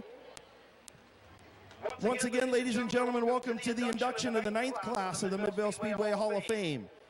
Again, thanking Kim and Randy Smart, our track owners, for allowing us to continue, and John Chapman and my co-chair, Shannon Thomas, and the rest of the 25-person committee that gather the information and votes for the Hall of Fame class. Currently, there are over 125 names on the nomination list, and it takes time and effort to acquire and dig through all of the stats and careers of these great men and women of Midvale Speedway, because we want to make sure that we are putting the right people into the Hall of Fame. Again, a huge thank you to Janet Parker, Chuck Harris, and the families for helping me gather a lot of the information and write the bios this week. I don't have time to read everyone's full bio, but you can find them on the Midvale Speedway Facebook page and the Midvale Speedway Now and Then page. Thank you for being patient with us tonight as we have this ceremony. Let's go ahead and get started. Our first inductee's bio was written by Janet Parker. He was born in Robinsonville, North Carolina in 1926. His family moved to Peninsula, Ohio when he was a young boy. When he was a teenager, he moved to the Portage Lakes, where he resided for over 40 years. He acquired a love for cars like his younger brother Norm, and they started building modified bombs. He enlisted in the U.S. Army in the Cavalry Division during World War II. Gordon raced the famous red and white number 58 for Buck Holofield. Both Gordon and Norm had the best looking cars, and they were fast. 1964, Gordy, as he was often called, left open wheel racing and started working for Goodyear Tire and Rubber Company. His first assignment was a road driver in the tire testing division. He was a tire tester his whole 8-hour shift. He worked with some of the best in the business for over 20 years in series like NASCAR, USAC, Champ Car, the Indy Racing League, ASA, ARCA, and several dirt series. 1976, Gordon came back to Midvale in Tony Diano's car for the Ohio Invitational. The NASCAR stars that were present that day: Bobby Allison, Cale Yarborough, and Benny Parsons. Gordon took home the heat race win against those stars and would finish 5th in the Ohio Invitational feature. He knew them very well from working with them at Goodyear. Sadly, Gordon passed away at the age of 90 back in 2016. Ladies and gentlemen, welcome to the Midvale Speedway Hall of Fame, Gordon Calhoun.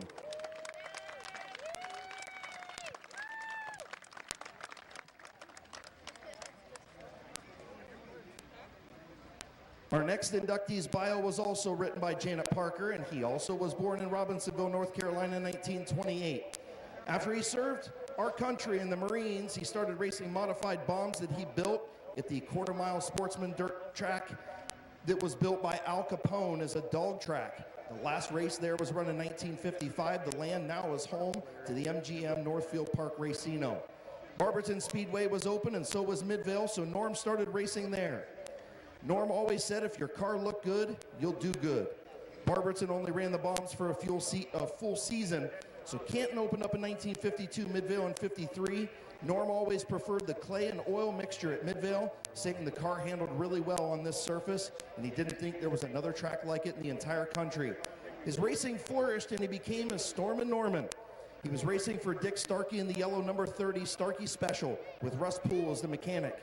Norm began to win all over. He had many Grand Slams, track records, and championships. Raced at Sportsman Park, Barberton, Canton, Parkersburg, and here at Midvale. In 1960, he won the USAC Special at Pittsburgh Motor Speedway. You'd never believe he was such a fierce competitor while talking to him. He was a quiet man, but when he did speak, he was full of knowledge. He always was a family man. He thought the world of his wife and children, who accompanied him to every race. One thing's for sure, Norm knew how to drive a race car and win. Sadly, Norm passed away at the age of 90 back in 2019. Ladies and gentlemen, welcome to the Midvale Speedway Hall of Fame, Norm Calhoun.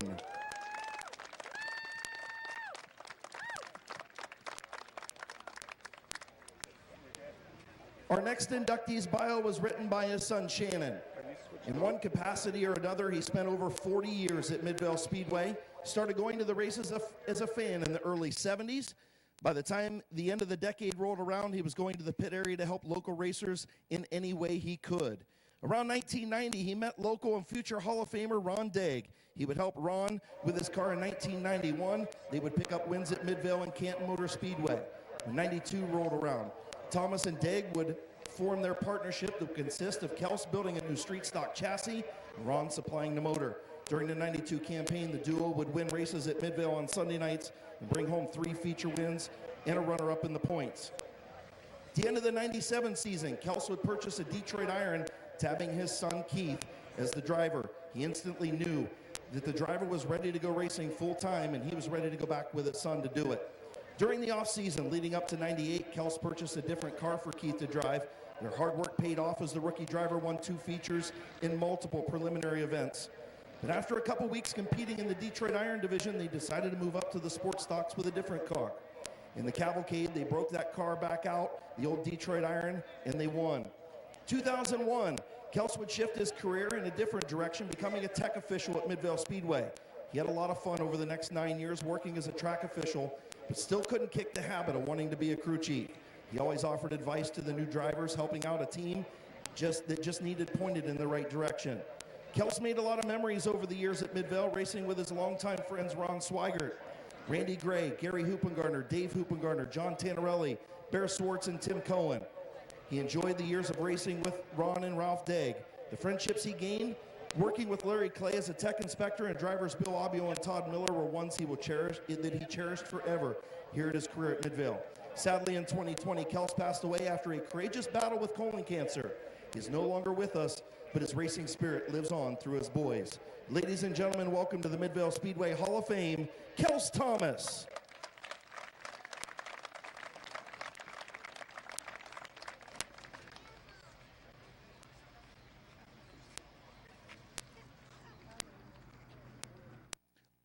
Our next inductee started coming to Midvale Speedway as a helper when he was 8 years old. Over his career, he raced karts, late models, and super late models, picking up his first ever win in a $5,000 race at Lorraine, and he also won the first late model feature at Mansfield after it repaved. He won the 1997 Points Championship at Midvale Speedway. Throughout his career, he won 4 cavalcades at Midvale, won 4 Halloween festivals at Lorraine, including the first one ever. He also won the cavalcade at Sandusky. He stepped away from racing in 2015 and is now helping his son Isaac, who is a professional kart racer. He really enjoys spending time with Isaac as his owner and crew chief, and they race all over the United States in some of the biggest kart races in the country. He would like to thank McIntosh Oil, Red Malkett Incorporated, Malkett Racing Engines, Malkett's Tavern, HB Brian Scott, Don Angel, and his family for this honor, along with all the people that sponsored and helped him throughout his career. Ladies and gentlemen, welcome to the Midvale Speedway Hall of Fame, Marcus Malkett.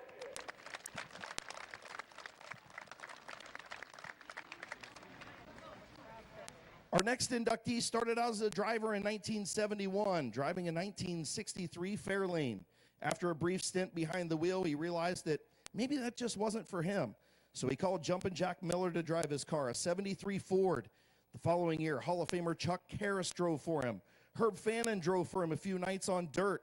Hall of Famer Glenn Jewell drove his cars for 6 seasons. Rob would stop owning cars and become a crew chief for Sean Shaw. He helped wrench on the cars of John Klein, Mike Miller, and Doug Arrett. He was the crew chief for Mario Diano and AJ Diano for a short period. He also went on to crew for Dave Dobbins and brothers Kyle and Mike Lawson in the modified division. He built engines and carburetors for a lot of people over the years, compiling many wins at Midvale Speedway and beyond. Later on, he was hired as a tech official during Randy Smith years at Midvale Speedway, although it only lasted for 1 day. Rob has been an incredible contributor to Midvale Speedway as a car owner, crew chief, engine builder, and carb man. What an incredible career. Ladies and gentlemen, welcome to the Midvale Speedway Hall of Fame, Rob Roy Phillips.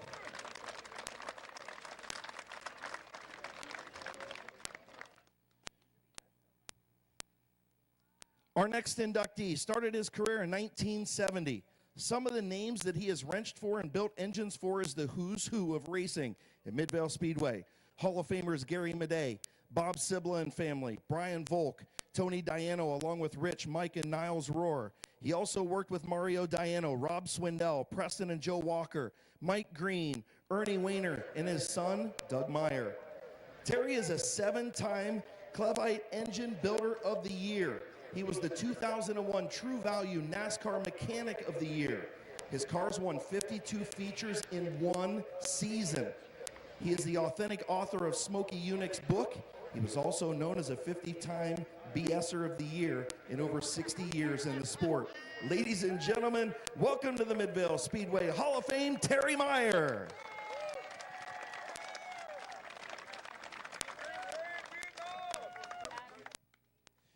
Our next inductee was written by his dad and fellow Hall of Famer Craig Mishler. He started coming to Midvale Speedway before he could even walk. He grew up around the sport and eventually he started helping his dad videotape the races. Adam decided to try his own hand at racing in 2002, buying his first car, an 84 Cavalier from Hall of Famer J.R. Ridgway. After a year of learning, he broke through with his first feature win in 2003. 2004, his career took off after buying a car from track owner Randy Smart. He would go on to finish 3rd in the points championships, purchased a new car built by Roger Butler in 05, finished second in points, won the Fall Classic and was the fastest qualifier a couple times throughout the year. 2006, he won the season championship race. From 08 to 2012, he picked up several more feature victories while competing on a part-time schedule. 2013, he took home the 60th season opener. He competed a few more nights before he decided to hang up the driving shoes, but he was one of those game changers in the early years of the compact division here at Midvale Speedway. He would like to thank his fans, his competitors, sponsors, car builders, and track owners throughout his career. He sends a special thanks to his mom and dad. We definitely can't forget about Adam's favorite driver, Tim Ice, the reason why he drove the number 65 throughout his career. Adam is married to his lovely wife, Emily. They have 3 children, Izzy, Elijah, and Macy, and they live in Ashtabula County. Ladies and gentlemen, welcome to the Midvale Speedway Hall of Fame, Adam Mishler. He also put on an extra few pounds with that beard, too. My goodness. Our next inductee started coming to Midvale Speedway in 1973 at the age of 16 as a fan. He started to get involved in racing when he started working with Hall of Famer Mark Malkett.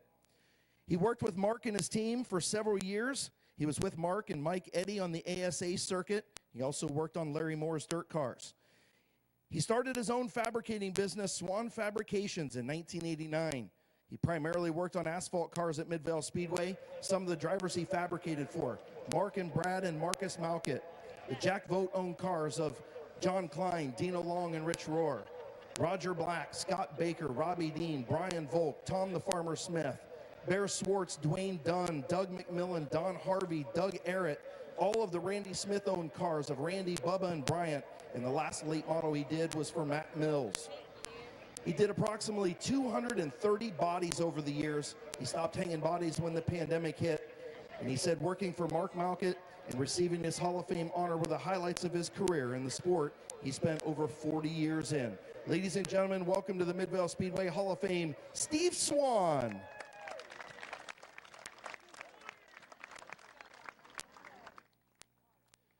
Our next inductee started coming to Midvale Speedway as a fan until he decided he wanted to give driving a shot. He started racing in 1991, driving a 72 Chevelle in the Detroit Iron Division. He met his wife, Tammy, at Midvale Speedway. He won a few races in the Detroit Iron Division before competing in the Sports Stock Division and Compacts in 2005. Captured his first championship in the Compact Division in 06. In 07, he won the Figure 8 and Compact title. In 08, he captured both the Compact and Figure 8 championship. And in 2009, Don would capture his 3rd Compact Point championship going back-to-back. From 2011 to 15, he moved from asphalt to dirt in the front-wheel drive division. 2016, moved back to asphalt, competing in the National Compact Touring Series until 2019. Also in 2018, he captured the National Compact 100-lap feature at Painesville Speedway. 2020, he decided to come back to Midvale and decided to run on a part-time basis, sprinkling in a few races here and there. You can see him running here tonight in that number 47 Chevy HHR. He would like to send a special thank you to his wife, Tammy, Holler Boys Motorsports team, Animal Racing, and all the family and friends. Ladies and gentlemen, welcome to the Midvale Speedway Hall of Fame, Don Rufner Jr.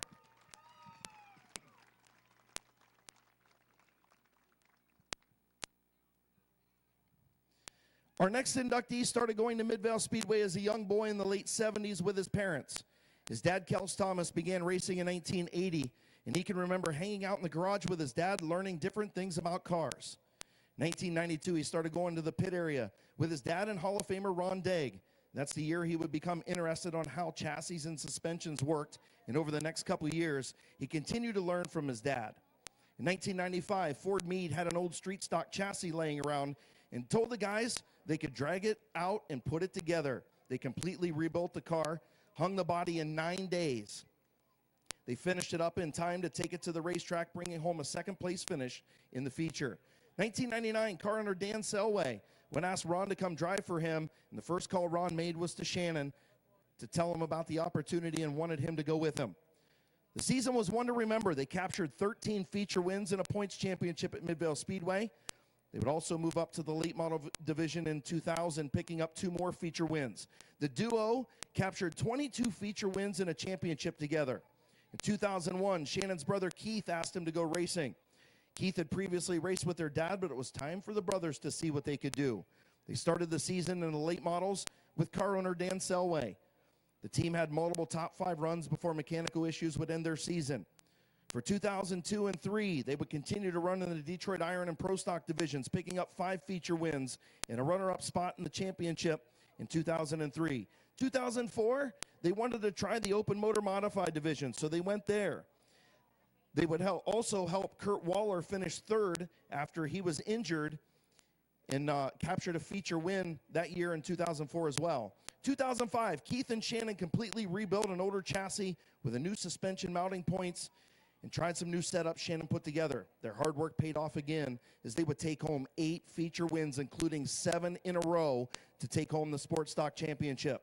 2006 was another great year for Thomas Racing, but it was a busy one for Shannon. Along with all the chassis setups for his brother Keith, he also was tabbed to work on Josh Grove's Sports Stock.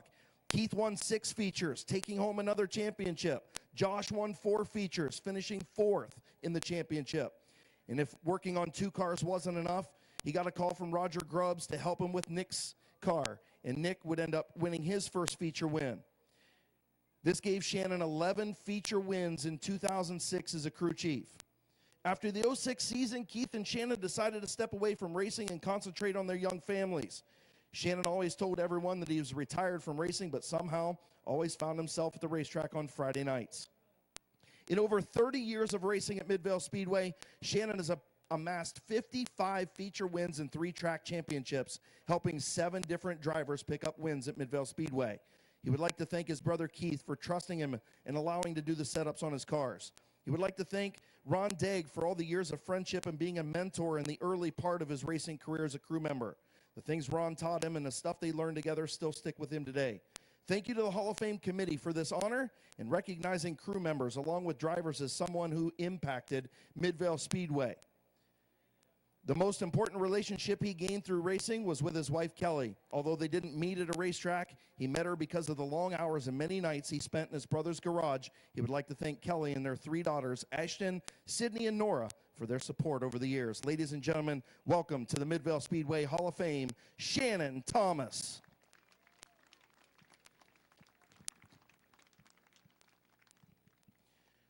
Our next inductee was written by Shannon Thomas. Started racing in 1993. His brothers Lenny had a car, and he wanted to know what it would be like to give racing a try. They took that car to the track, and from that moment on, he was hooked. Jimmy had over 50 wins in his career. From 1993 to 2000, he never finished lower than 4th in the season championship. He was crowned Detroit Iron champion at Midvale in 1999. 2000, he would compete at Mansfield, where he captured the points championship. In 2002, he competed in the pure stock division back here at Midvale, sharing seat time with Greg Mazzolini. The two would combine for another points title. Along the way, Jimmy has met some great people and made lifelong friends, one of those being Paul Wade. Jimmy and Paul would build multiple cars together, and they won a ton of races. Roger Butler's another guy that helped him throughout his career. Jimmy would like to give a special thanks to his sons, Andy and Waylon. He wants to thank all of the fans for coming out every night and supporting short track racing. He also wants to thank the Hall of Fame committee for this honor. He loved racing and the rush he got from competing with all the other drivers. That is what kept him coming back each and every year. Ladies and gentlemen, welcome to the Midvale Speedway Hall of Fame, Jimmy Orr.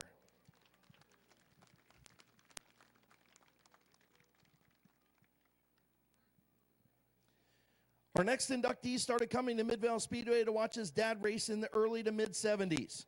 He got his first taste behind the wheel at Canton Motor Speedway in 1992. In 93, he competed in his first race at Midvale Speedway on opening night in the street stock division, where he would race full-time from 93 to 99. 1997, he would capture mid-season and season championship races in his only points championship. Despite a person's love for the sport, weekly racing can take its toll. Doug decided to be a part-time racer starting in 2000. He always seemed to have a knack for showing up to big races and running well and taking home the trophies. 2002, he took home the street stock season championship race. He would continue to run part-time in the sports stocks till the end of 07. In 2004, he got the opportunity to move up into a late model where he competed until 2013. From 2004 and 2007, he raced both street stock and the late model. He won the 2006 late model season championship race. 2013, he moved up and got a crate modified and started to compete all the way until August of last year when he decided to hang it up. He piled up over 51 career feature wins, 8 of those being on opening night. He wants to thank the track owners, the Talati family, the Smith family, the Schwartz family, and the Chapman family, along with the Smart family, for all they do for their part in this great facility. We'd like to thank car owners Larry and Harold McMillan and Roger Cole, car builders Carl Enos, Kenny Carroll, Howe Racing Enterprises, and Burkett Nestor, engine builders Harold McMillan, Malkett Racing Engines, Watson Rupel Performance Engines, and a special thanks to his dad Larry, mom Lola, wife Kelly, and daughter Macy for their understanding for his need to be at the track on select Saturday nights. Ladies and gentlemen, welcome to the Midvale Speedway Hall of Fame, Big Mac, Doug McMillan.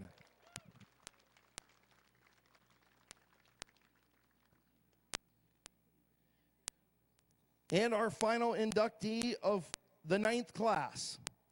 His love for racing was brought to life in 1992 when he was old enough to start going pit side to help his dad Kels work on Ron Diggs' street stock. Towards the end of the 97 season, Keith had his first start behind the wheel of a car his dad bought from local racer Tim Cohen. During the offseason, they purchased a car from Danny Crislip to run Keith's rookie season in the Detroit Iron class.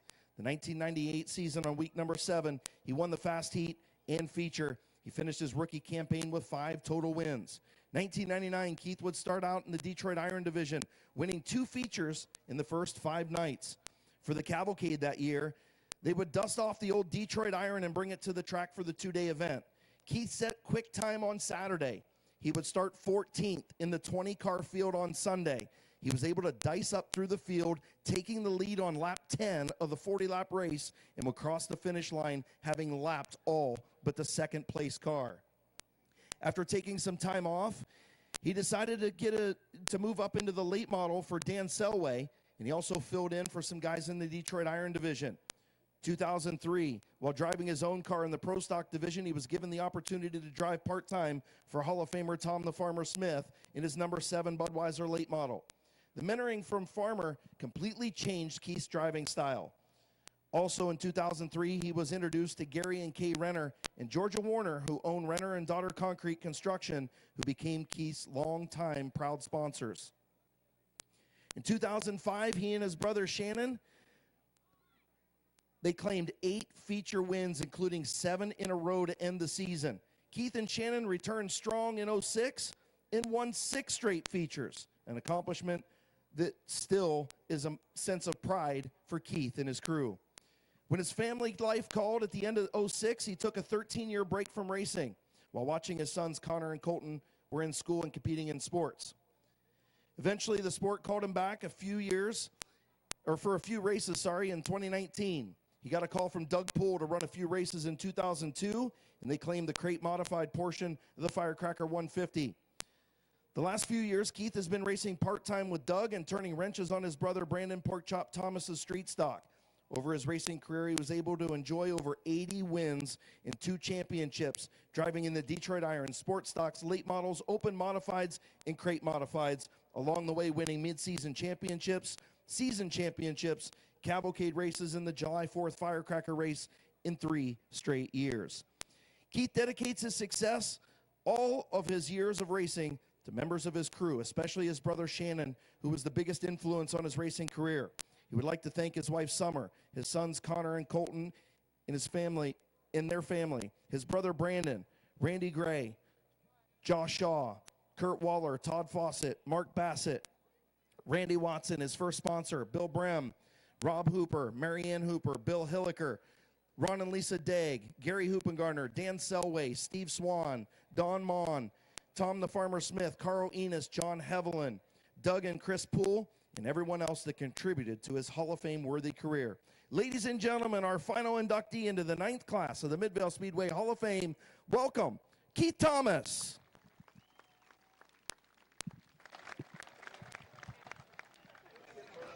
Let's get all the Hall of Famers together and get a picture. And ladies and gentlemen, how about one final big round of applause for the 9th class inducted into the Midvale Speedway Hall of Fame.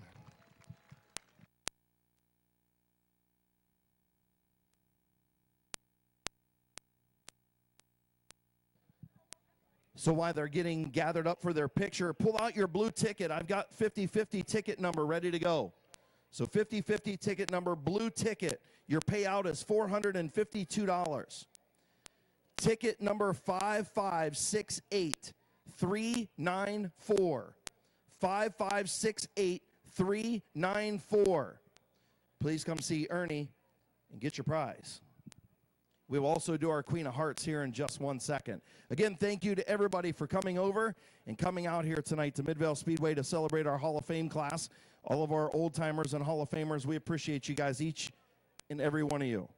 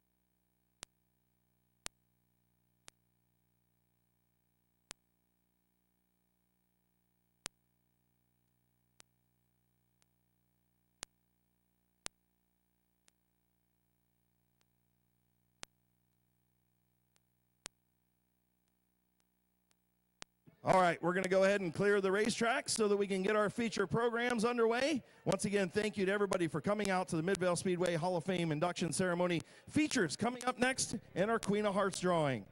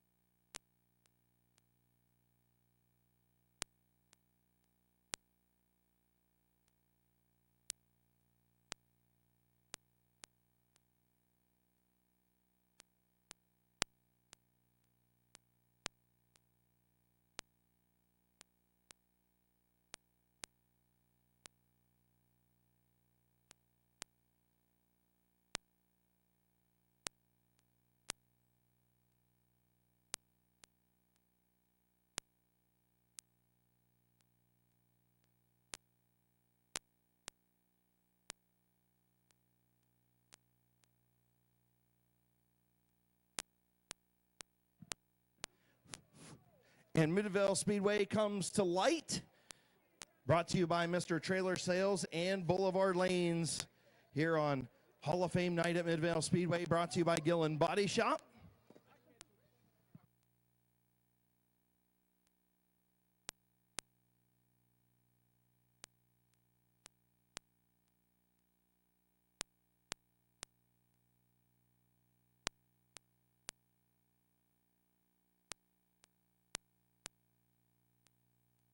All right, Queen of Hearts drawing.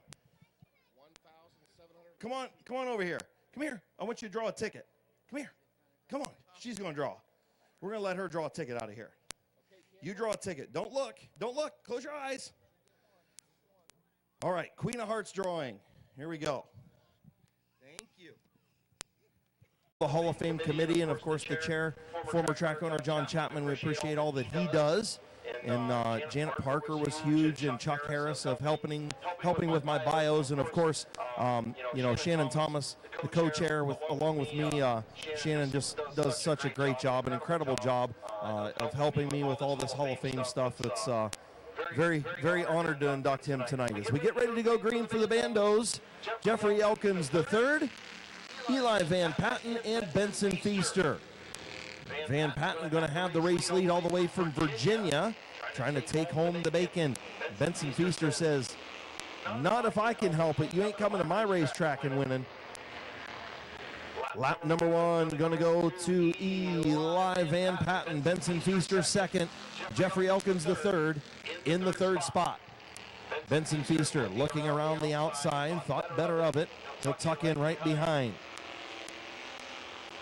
Don't forget, next Saturday night here at Midvale Speedway, the 410 sprints, the must-see sprint cars, the Buckeye State Shootout, along with the must-see Midwest Lights. Is Benson Feaster going to get the love tap to Van Patten and take over the race lead? Benson Feaster, your new race leader.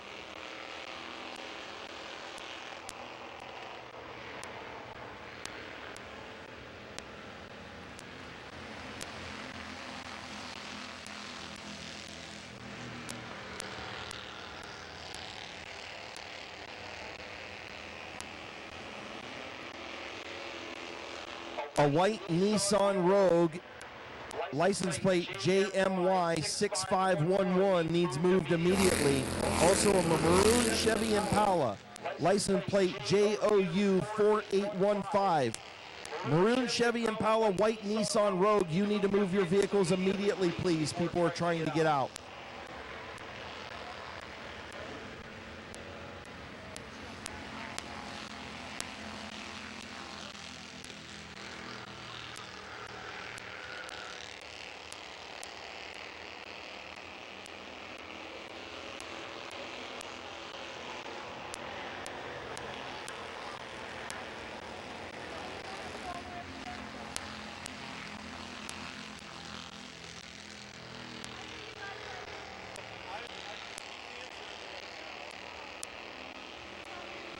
Seven laps complete this time for Benson Feaster.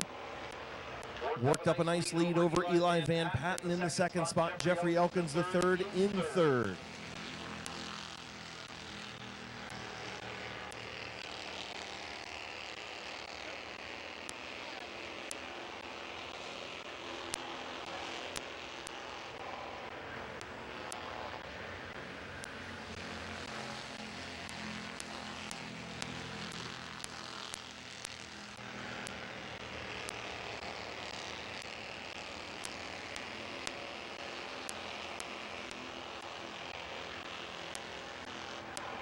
Benson Feaster got a nice little lead, but I'll tell you what, Eli Van Patten still keeping up with him a lot better.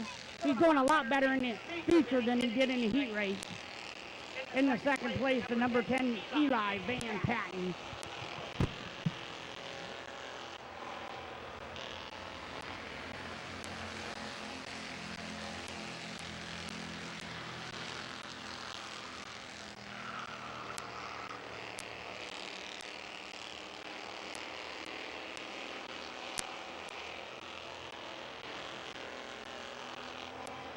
White flag for Benson Feaster.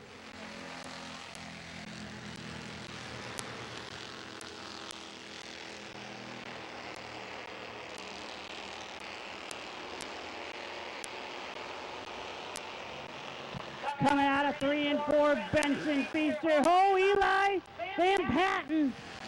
Whoo, that was close. Benson Feaster going to be your winner. Eli Van Patten out of Virginia going to be second. Rounding out the field in the number 8, Jeffrey Elkins will finish third.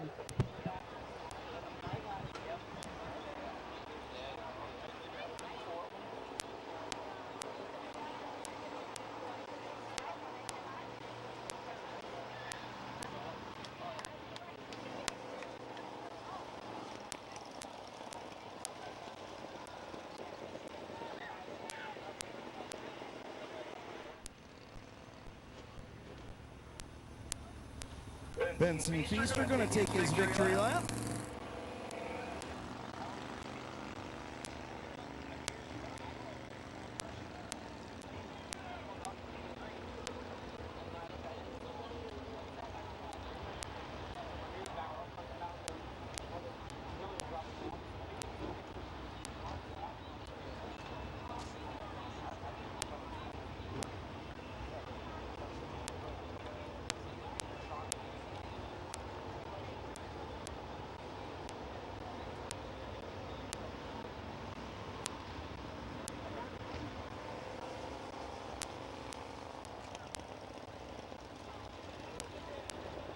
And pulling into H&M Collision Victory Lane in the Y Tavern, My Water Doctor.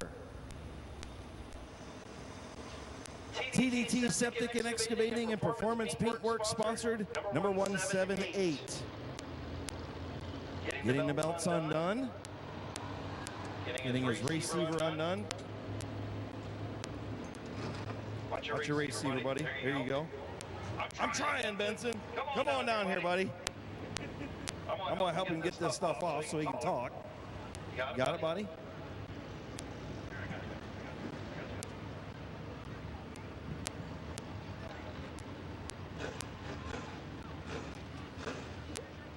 Here's your winner, Benson Feaster. All right, young man, congratulations. You had a new guy show up and tried to take home your trophy tonight from Virginia, didn't you? Yeah, And you said, not on my watch, right? yeah. But it's good that we had another driver. Next year, I hope we have more drivers. I agree with you 100%. He was right there at the end when you made that little mistake, didn't he? Yeah, I saw that. But you still got the win. Who you want to thank, buddy? All my sponsors. Congratulations, man. Thank you. Your winner, Benson Feaster.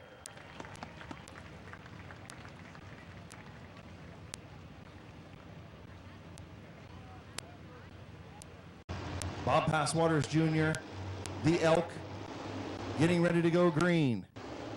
25-lap crate mod feature is green.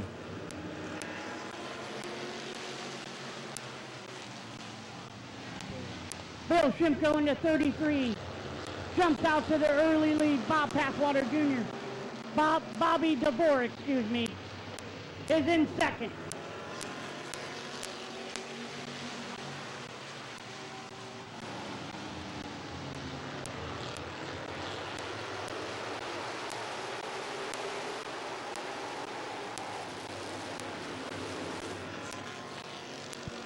Bill Shimko starting to stretch out. Bobby DeVore in second. Kyle Finlayson trying to work that high lane to get around the Mean Bean, but hasn't been able to do it. Mean Bean hanging on to that third spot.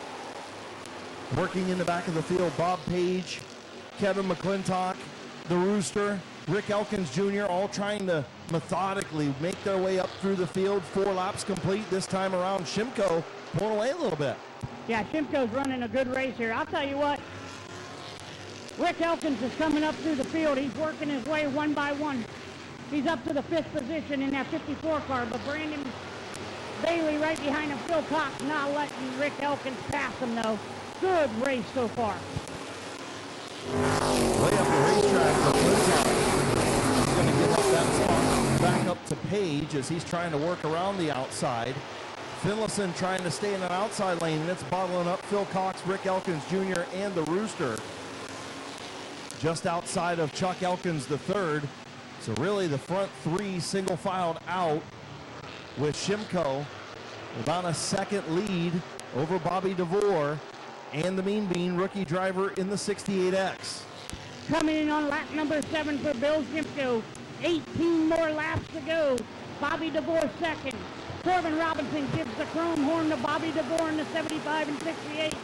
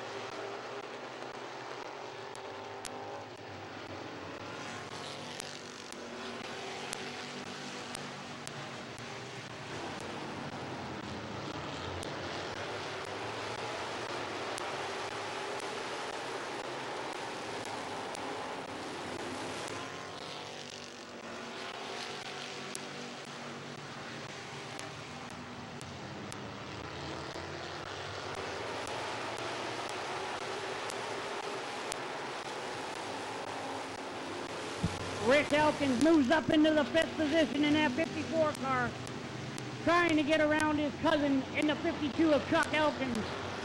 Phil Shimko running a heck of a race right now in that beautiful number 33 car. Coming in on halfway, 12 in, 13 to go. Bill Shimko out front does not want anything to happen to anybody behind him. Bobby DeVore getting some heat from the Mean Bean right now for the runner-up spot, as Rick Elkins Jr. to the outside of Chuck Elkins for the 4th spot. Trying to work that high lane.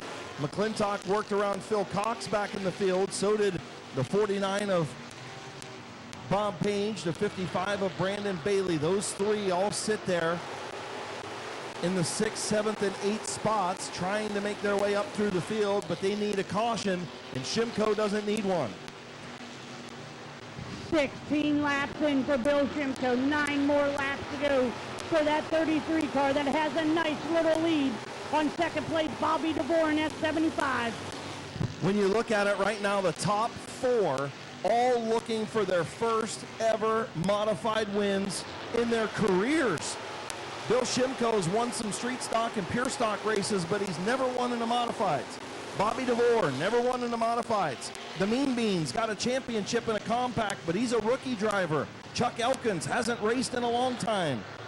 Oh, and contacted hard into the wall. Chuck Elkins and Rick Elkins Jr. Into the wall off of turn number 2. Chuck Elkins and Rick Elkins got together, and Rick Elkins Jr. hard into the wall in the 54 machine.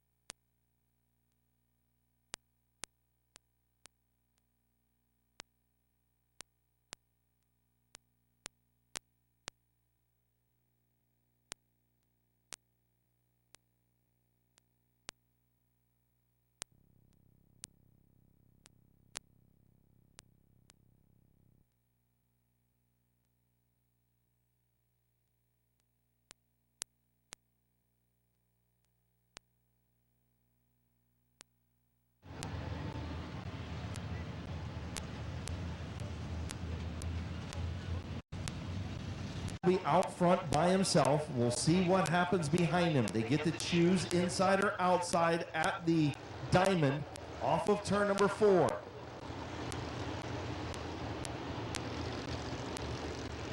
So we'll see.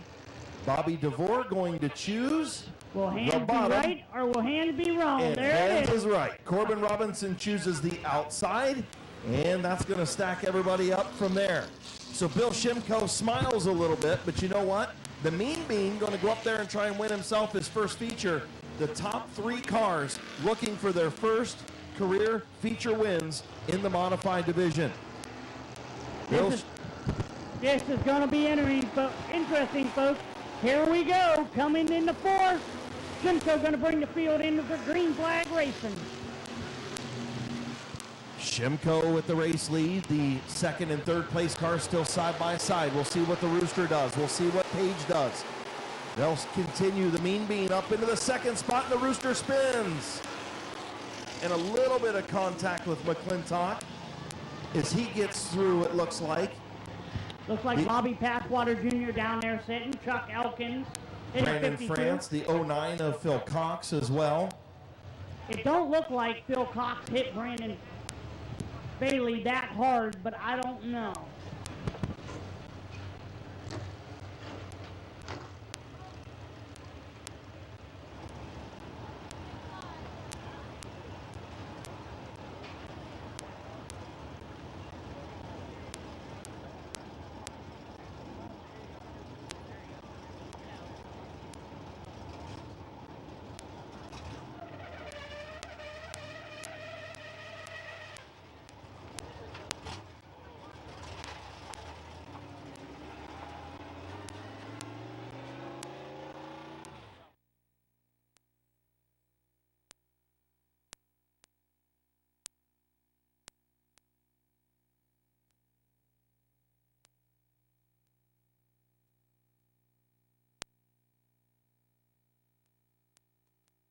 Well, just want to make sure that we let everybody know, as you just saw the replay over there in turn number 2, the sportsman that Kevin McClintock is and the champion that he is, he tapped the roof and said, "My fault."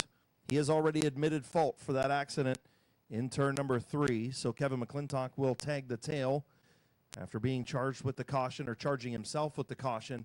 Just, again, if more drivers would do that and say, hey, you know, I screwed up, my fault, I got into him, you tap on the roof and, you know, admit fault, it is, you know, things would be a lot easier for us up here in the tower, I can tell you that.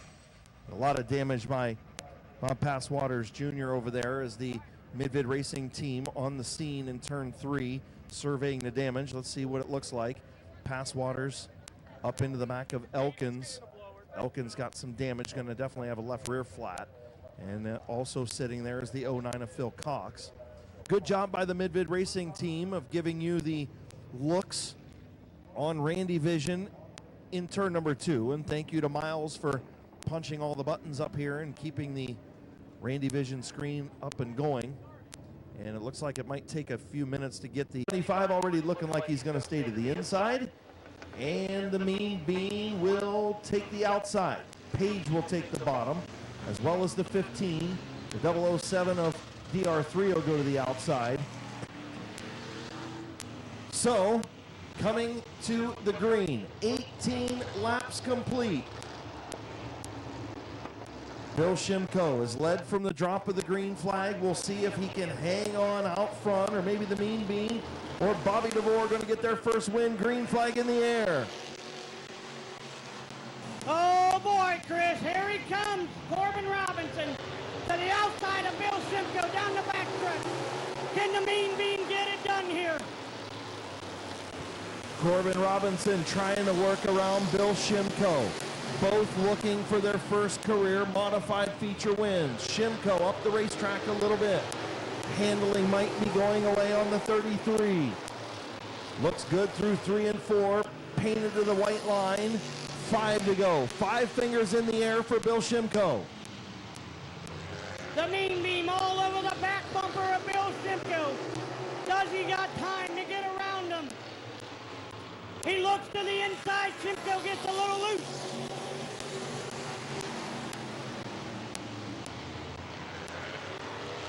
Bob Page trying to work around the 75 of Bobby DeVore for the third spot. 3 laps to go for Shimko, looking for his first feature win in a long time. His first career modified win. The Mean Bean looking to try and win in his rookie year. What a battle as Bob Page moves up to the third spot on the outside of the 75. Mean Bean to the outside of the 33. White flag. We're coming in on one more lap. White flag for Bill Shimko. 1 lap to go. Can Shimko win his first feature in I'll bet you at least 10 years. 11 years. Off of turn number 4. The 11-year streak is over. Welcome back, Bill Shimko. What a run for that 68 of Mean Bean. Corbin Robinson finishing second, but what a heck of a run for the 33 of Bill Shimko.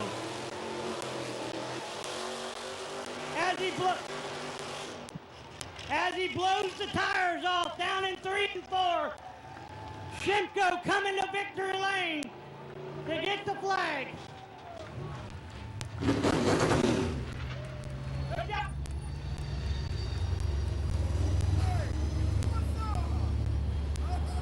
Bill Shimko gonna take a victory lap.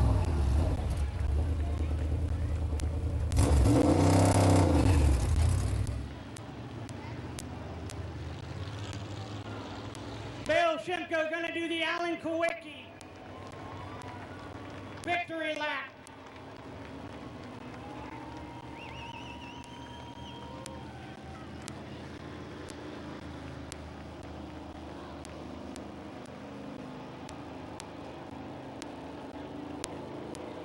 I'll tell you what, the win for the 68 car is coming for Corbin Robinson. That was a heck of a run. I think he's only been out maybe 5 times this year already. What a heck of a run.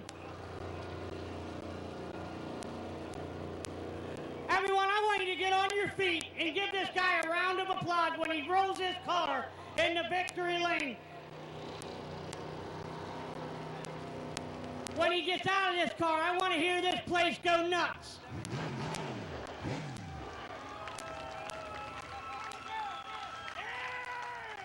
Canton Auto Salvage, Aero Performance, Smith Auto Sales.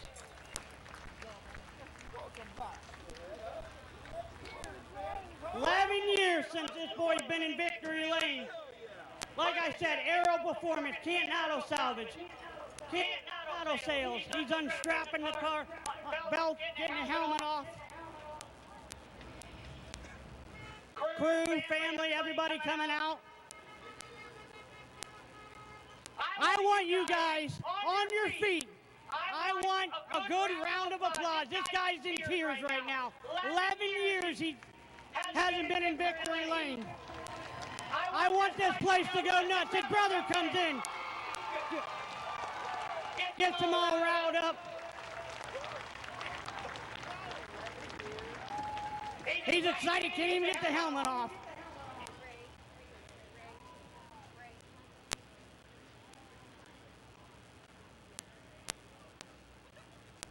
Give a round of applause for Bill Shimko. Atta boy, baby.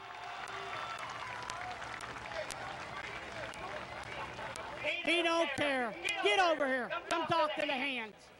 I tell you what, give me a hand. Hey, give me a handshake, give me a hug. That was a heck of a win, man. It was awesome, dude. You led the whole race. Car looked good. Tell me about it. It's a great car. It's Tommy. Where there he is. Tommy McAdams right there. He's the one that set it up. Scott Trissel, he's over there. Helped me do the carburetor. Get it running right. The body is... Dude, you don't even know the summit winner we've had. Me and my brother. Just with my dad. My dad's up in ICU. We didn't know if he was going to make it. That's why we haven't been really racing a lot.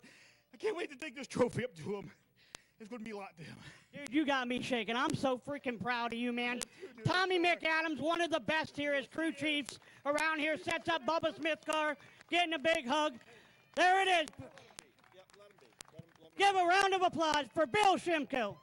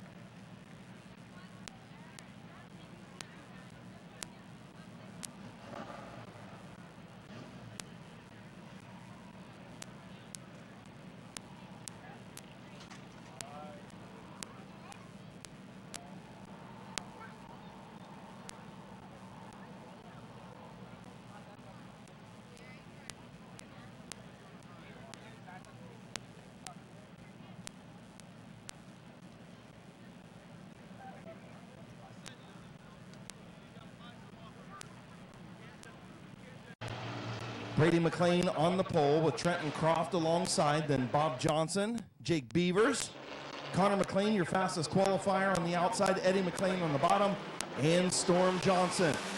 Green flag in the air.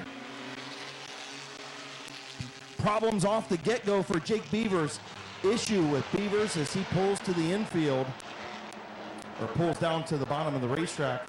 Something happening to the 17 of Jake Beavers. There, he's got it back running.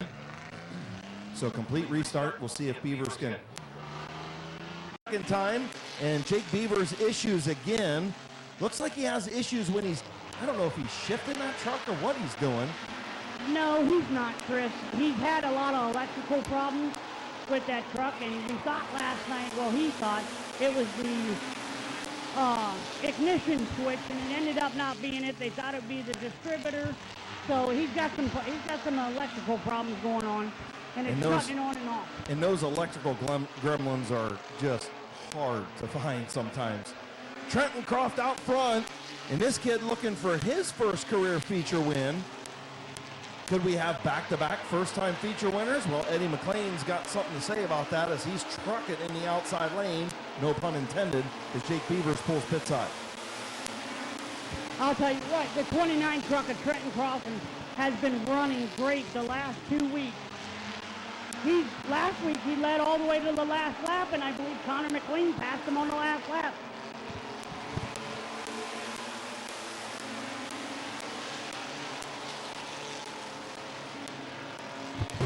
Four and 11 laps to go for Trenton Croft. Brady McLean in second position, and here comes Eddie McLean in that 443 truck.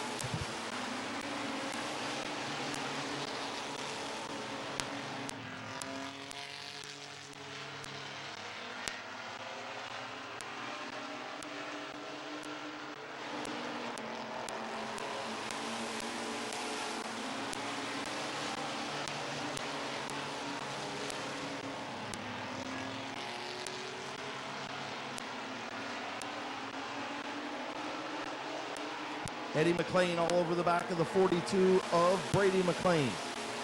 Son trying to hold off Dad, and the other son is coming. He's the fastest qualifier, Connor McLean. So Dad caught between both of his kids, and we are halfway home.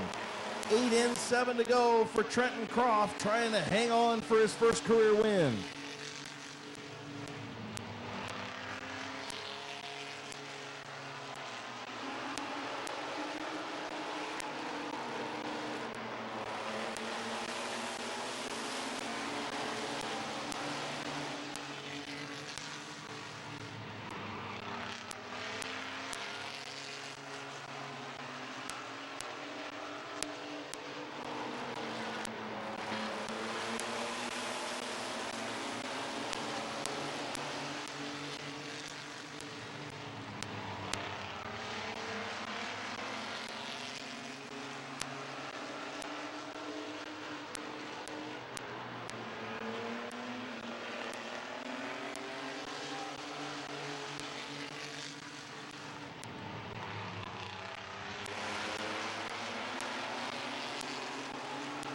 Trenton Croft hanging on, 3 laps to go. Eddie McLean unable to do anything with Brady. Connor unable to get around his dad. And Trenton Croft continues to lead. 2 laps to go. Can Trenton Croft pull off a win here tonight in that 29 truck? 2 laps to go for the 29 truck. Connor McLean in the 442 in 4th position. Eddie McLean in the 443 in 3rd. 1 lap to go for the 29 truck of Trenton Croft. As long as he keeps it clean and green going into 3 and 4, he's going to win himself a feature win tonight. Here he comes out of 4. It's going to be Trenton Croft, Brady McLean, Eddie McLean, Connor McLean, and Bob Johnson. And rounding out the field in the 33 times 3, it is Storm. Well, you know, we interviewed Connor McLean a couple of weeks ago, and he said this 29 truck is going to win a lot of races in this division. And you can see the respect of each and every one of those truck drivers pulling up and telling that kid in the 29, congratulations. They're happy that this kid got his first win. It was taken away from him by inches a few weeks ago in a photo finish, and he's going to spit it out in victory lane. Trenton Croft, first-time winner, back-to-back first-time winners at Midvale Speedway. Pretty cool on Hall of Fame night. Showing them Hall of Famers, hey, these kids got something for them too.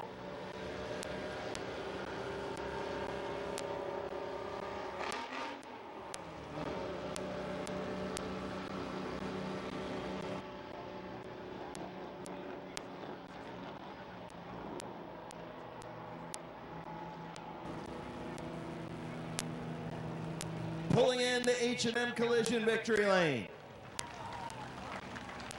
In the Bruce Morris Farm, Cosmos Auto Repair, M&G Auto Service, Tony's Corner Cafe, Croft Lindell Racing, sponsored number 29 for the first time in his career in the Ross Mountain Barbecue and Catering, or I'm sorry, the O'Reilly Auto Parts mini trucks. Used to be the Ross Mountain Barbecue and Catering mini trucks, but this year O'Reilly's jumps on board. Family in victory lane getting ready to climb out. Here's your winner, Trenton Croft.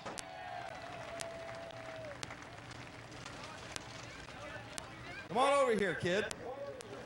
So look, it was taken away from you by mere inches a couple of weeks ago, and you could just see the dejection on your face. How cool is it to get finally into victory lane, and how cool was it to have each and every one of your competitors come over and congratulate you? It was real fun. I couldn't ask for a better team to drive with. The last lap, it started misfiring real bad. Oh, jeez. I was hoping she'd hold on. Well, she held on, man. How's it feel to finally get this done? Been a long time coming for you, man. Feels great. Who do you want to thank on this car? I think Dad, Bob, Bruce Morris Farm, MG Automotive, Tony's Corner Cafe, and that's about it. Congratulations, man. This 29 truck was bolted. You deserved it. Welcome to victory lane, bud. Sweet, thank you. Your winner, Trenton Croft.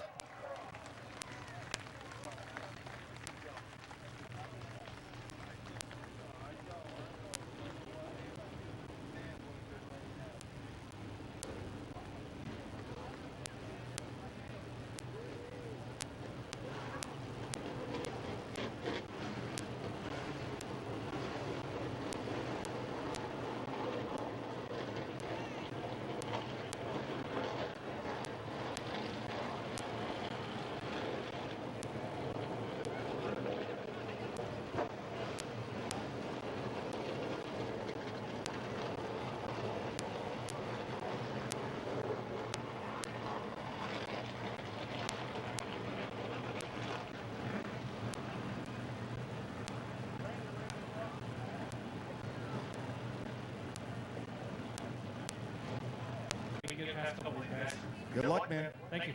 Bubba Smith spotting for the Mountain State Missile, your fastest qualifier, Jonathan Ritter. All right, here we go, folks. In the 169 car, going to be Denny Benson. Outside of Denny Benson in the 88 car, going to be Michael Stone. Second row back in the 0 car, going to be Ford Riddle. Outside of him in the 21 car, Cody Jaber. In the third row, in the 17 car, is going to be Bob Schneider. Outside of Bob Schneider in the 65 car, is going to be Jimmy Carter. In the fourth row back in the 67 car, going to be Bob Page. Outside of him, once again, the person we were just talking about, the Mountain State Missile, Jonathan Ritter. Fifth row back in the 69, going to be Lee McCrary. Outside of him in the 62 is going to be Caleb Swanson. And rounding out the field tonight in the 4E is going to be Vanessa Wiley.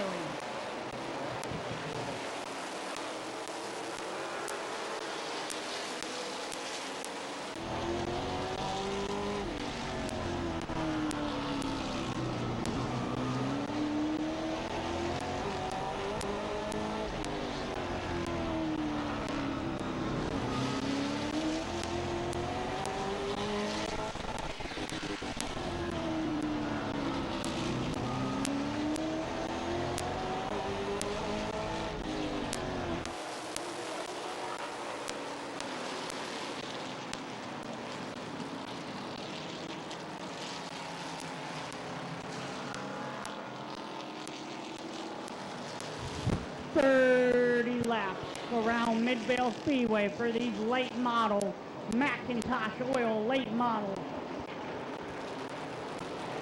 Once again, Denny Benjamin in the 169, Michael Stone in the 88. Gonna bring the field around, next time around.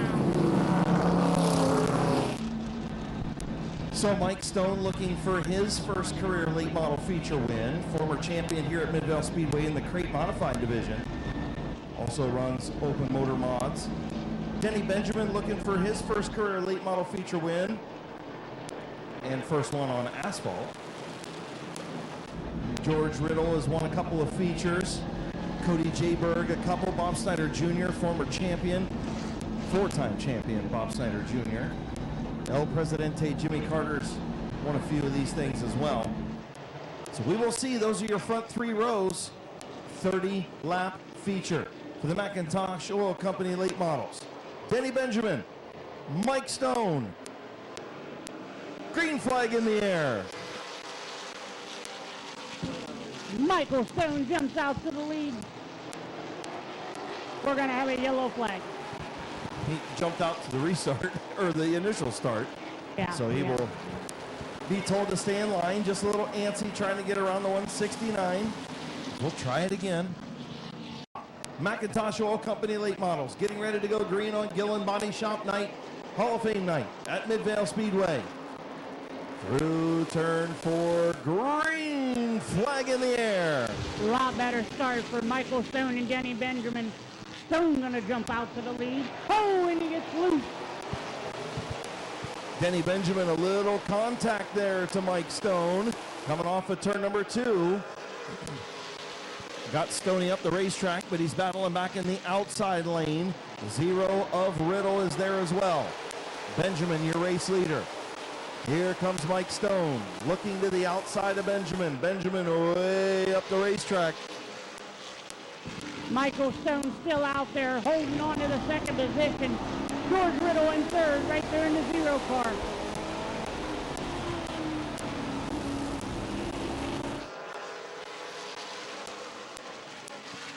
Michael Stone up alongside of Denny Benjamin, slowly inching his way up there to get around the 169 and take the lead. Denny Benjamin holding them off.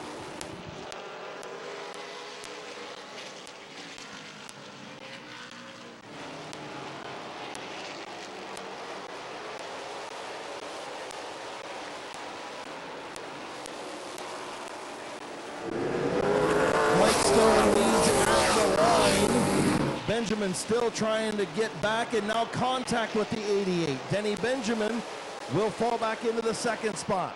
Mike Stone, new race leader, but here comes El Presidente, Jimmy Carter. Carter now up to the back bumper of the 88 of Mike Stone. Here comes Jonathan Ritter. Ritter to the outside of Benjamin, trying to move up to the third spot. Last week we had a real good battle between Jimmy Carter and Jonathan Ritter for the race win. Can Ritter get around? Can Mike Stone hang on? And way up the racetrack goes George Riddle. Jonathan Ritter to the back bumper of Jimmy Carter. Top three, nose to tail. Oh, and Carter makes contact with Stone. I'll tell you what, Chris, we're going to have to watch Carter now. The nose is in the right front tire. We're going to see if he cuts down the tire, if he can hold on. I mean, how did they not wreck there? They were sideways. I mean, Mike Stone was almost completely sideways, and nobody hardly lifted off the throttle. Carter did a little bit, and they all kept going. What a great job of driving by all three, and now Ritter to the inside of Carter for second. Can he get around Stone, or can he get around Carter and put his sights on Stone?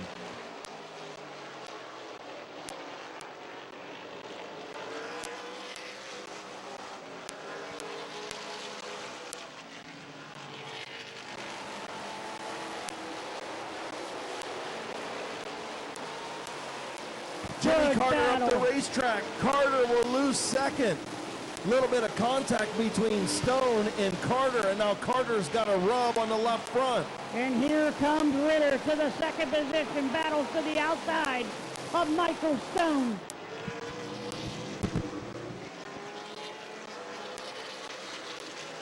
Jonathan Ritter around the outside of Mike Stone. Ritter in the high lane will have the race lead. Halfway home, 15 in, 15 to go for the Mountain State Missile. And he's got El Presidente right there.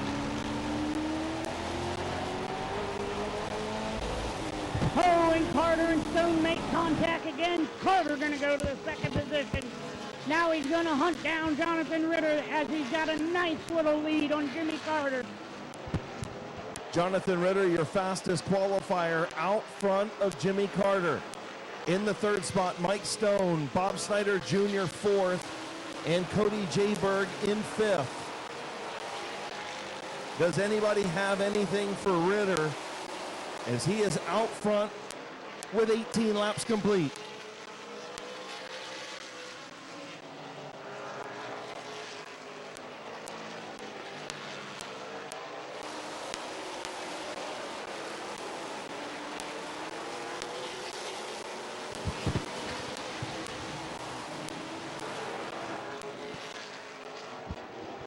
Ritter coming into fourth, still gonna be your leader. 20 and 10 laps to go. Does Jimmy Carter have time to catch the Mountain State Missile of Jonathan Ritter as he comes up on some lap traffic? Oh, and Lee McCurry gets sideways coming off of four. That lost Ritter a little bit of ground, but Ritter still lapping faster than the 65.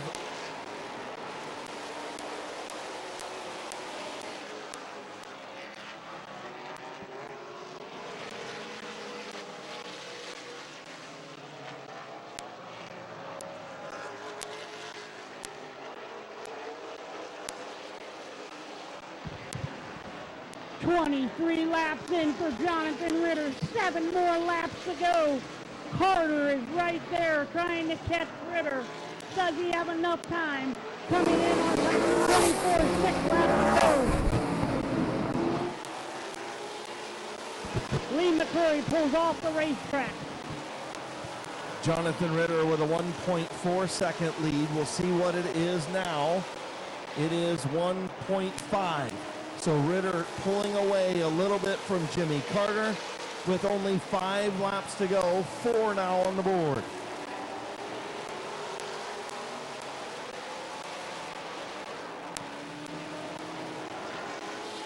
Working through lap traffic, Ritter around Caleb Swanson, now looking to get around Denny Benjamin. Ritter to the bottom of Denny Benjamin. 1.4 seconds the lead. 2 to go.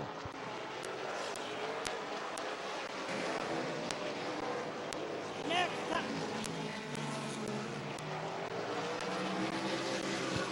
White. Next time around for Jonathan Ritter, white flag, 1 lap to go. White flag in the air. Final time in turn number 3. And off at turn number 4. The Mountain State Missile back to victory lane at Midvale Speedway. Jimmy Carter, Bob Snyder Jr., Cody J. Berg, and Bob Page, your top 5. What a heck of a race, Chris. What a heck of a race.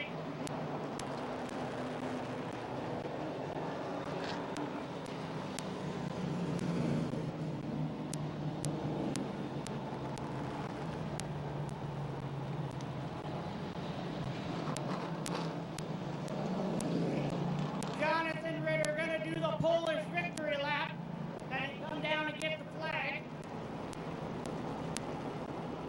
Switch swap this week. Last week, it was Jimmy Carter. This week, it's Jonathan Ritter.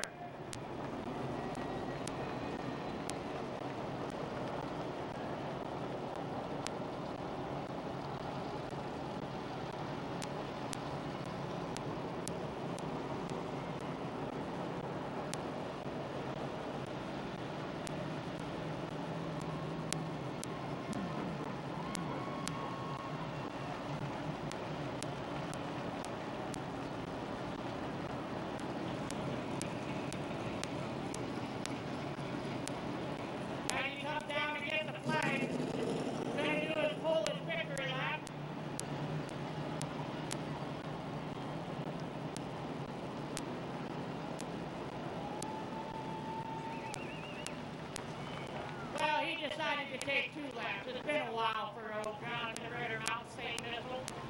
Here he comes. He's going to turn that thing around, actually.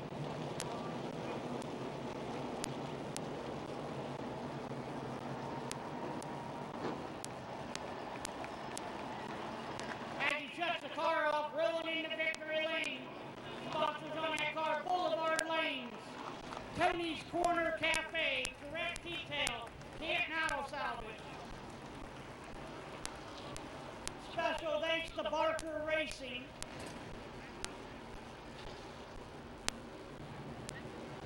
Unbuckling the belt, getting the gloves off. Tommy McAdams, one of the good setup guys coming up to talk to him. Chief Smoking Barbecue. Boulevard Lanes, I believe I said that. Everybody coming in to talk to him. He gets out of this car, folks. I want you to give him a big round of applause.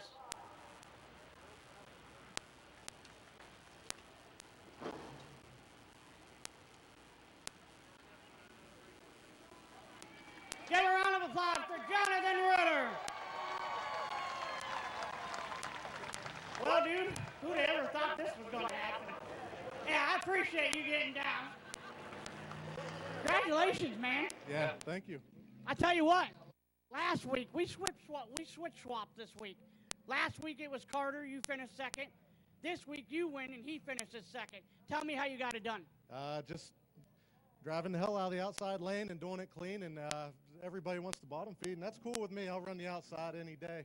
And I'll tell you, Tommy stuck his head in the window. He says, yeah, it's pretty nice to be fast qualifier by 3/10 and then wax their ass like that. So I don't know, man. It's always a good time whenever you win. It's been a little while, and we struggled a little bit early on in the year, and but things are going well, and I couldn't be more happier with these Seneca Performance chassis. Canton Auto Salvage Direct Detail. Boulevard Lanes jumped on board. Man, I had a lot of help this year. I couldn't believe how many sponsors wanted to come on board, and Boulevard Lanes is a new one. Chief's Smoking Barbecue back home where I'm from, Wellsburg, West Virginia. I'm from Weirton, but it's down the road. And who else? Tony's Corner Cafe, 27 Manufacturing. They build pit boxes and stuff. Buddy I used to race go-karts with actually started it, and it's over in Gibsonia, PA. Do a lot of dirt track stuff, and I don't know, man. We're just putting it all together. We're having a lot of good success, and very consistent, and it's all been made possible by these sponsors. TJ Barker and Carrie Barker Racing. They're on the back of the car, so I didn't see their name, but I couldn't do this without sponsors, man. And with all the money that came on board this year, it's never enough. I will always spend it. Find a place to spend it in this race car, and but it's I'm having a good time, and it's good to have the fun back. After Gene passed away, it took a little while. So. Well, I'm going to help you out real quick. There's one person here that you didn't thank, and that's Sarah. Yeah, Sarah, my fiance, down there. She was actually at a engagement party and then a bridal shower. So All right. rush me. Don't rush me, dude. Hey, man, I got to do what I got to do. I don't want to get beat up. But there you go, folks. Give a round of applause for Jonathan Ritter.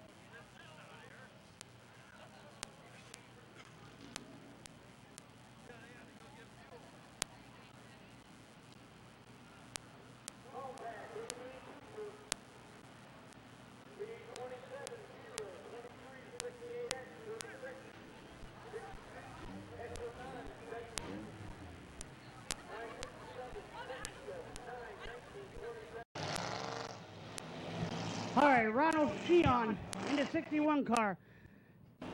Kyler Gruhl in second. Nate Smart in third. Josh Peoples in fourth. But ain't Josh Peoples, it's Gavin Rupp, in a 68P. In the 199 is Kyle Gruhl in 36. Mario Diano.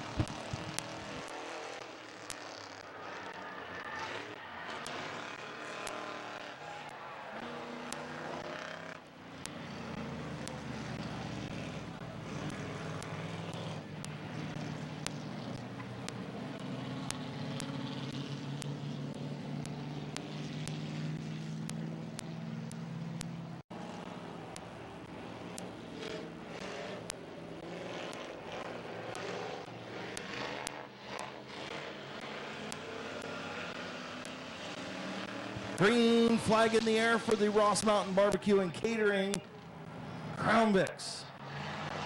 Division continues to grow. Oh, a little contact between Shion and Kyle Gruhl there. Almost 3 wide. And Diano backs out. And Nate Smart out front.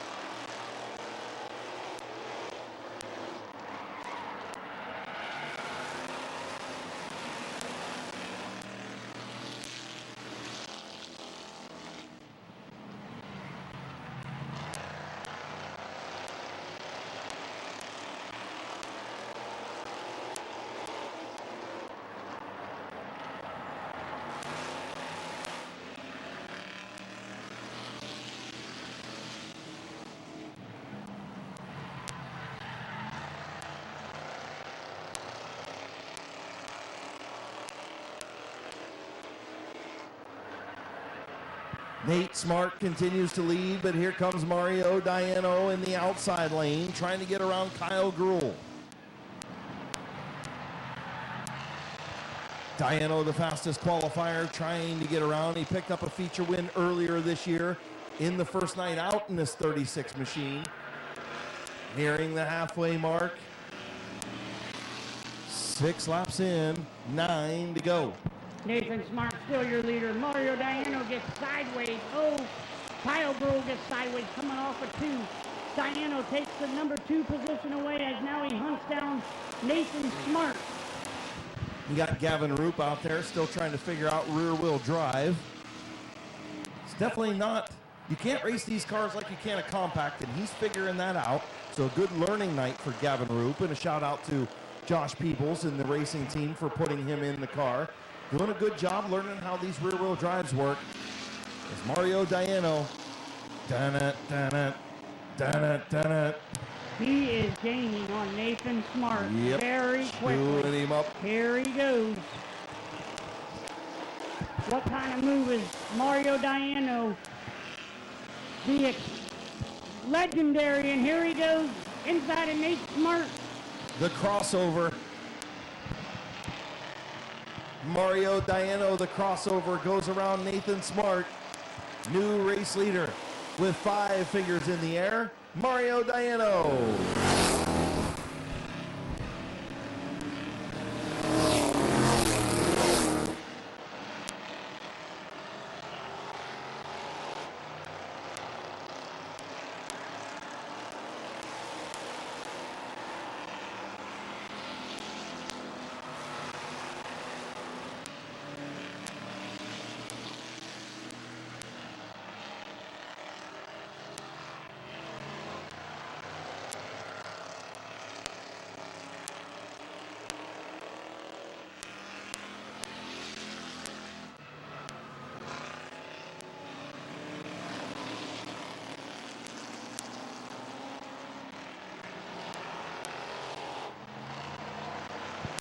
Two laps to go for Mario Diano.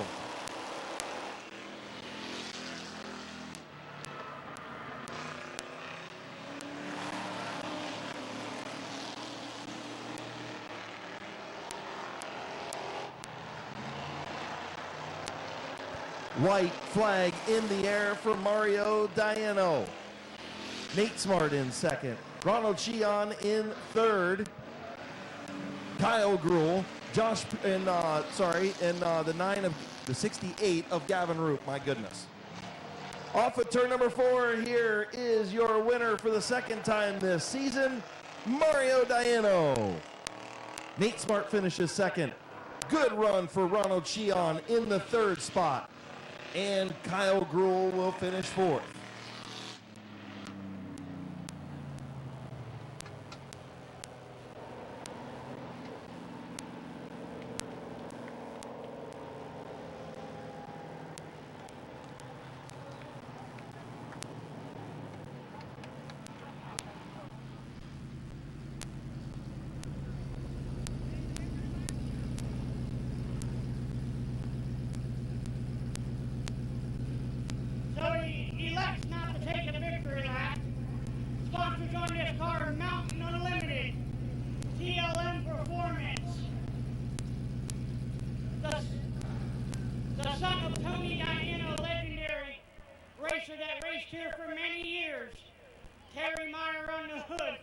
I just saw that.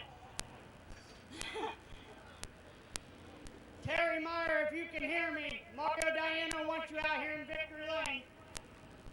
Everyone give a round of applause to Mario Diano. Tell you what, Bob, you're getting old for this. Get a stool to get in the car. Now you know how I feel. No, where's your stool at? Is it retired? It's retired, but they got one up there in the box for me. Tell me how you did this, man. You started on the tail. You were fastest qualifier today.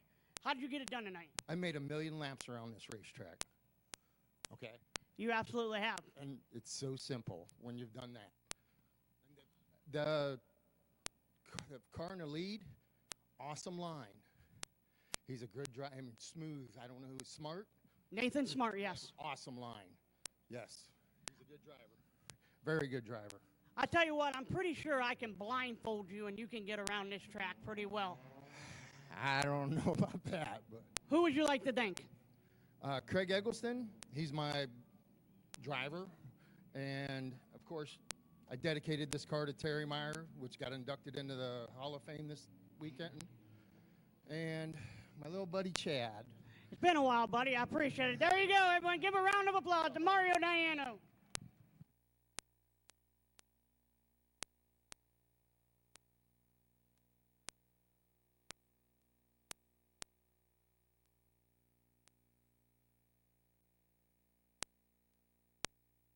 Around Midvale Speedway, feature racing time for our A-Main Compact Division. Dylan Martin, Braden Maurer, bring him in out of full. Green flag racing, here we go.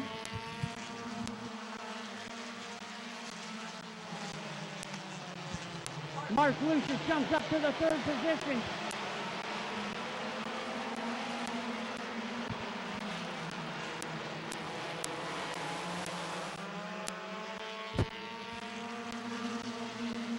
Mark Lucius going to be in second. Dylan Martin in first. Dylan leads lap number 1. Here comes Lucius.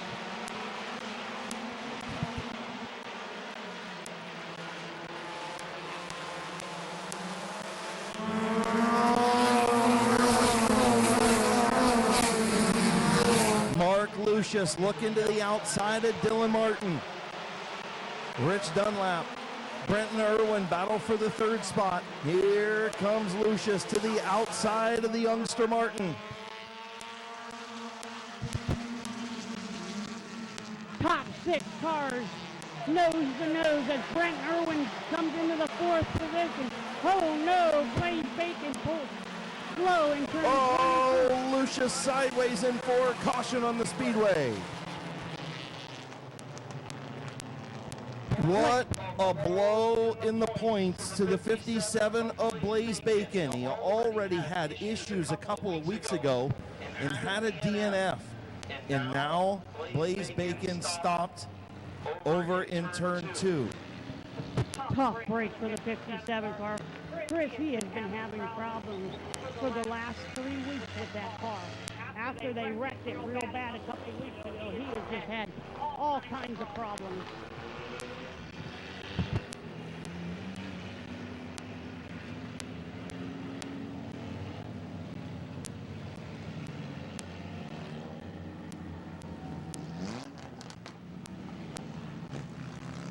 So currently Blaze Bacon night on Gavin Roop in the points. That was coming into tonight. Gavin Roop was obviously the fastest qualifier, so he made up some ground on Bacon in qualifying. And, you know, the first, and you know what? So he was 100 points behind coming into this event. And who was the first person that pulled over to Blaze Bacon?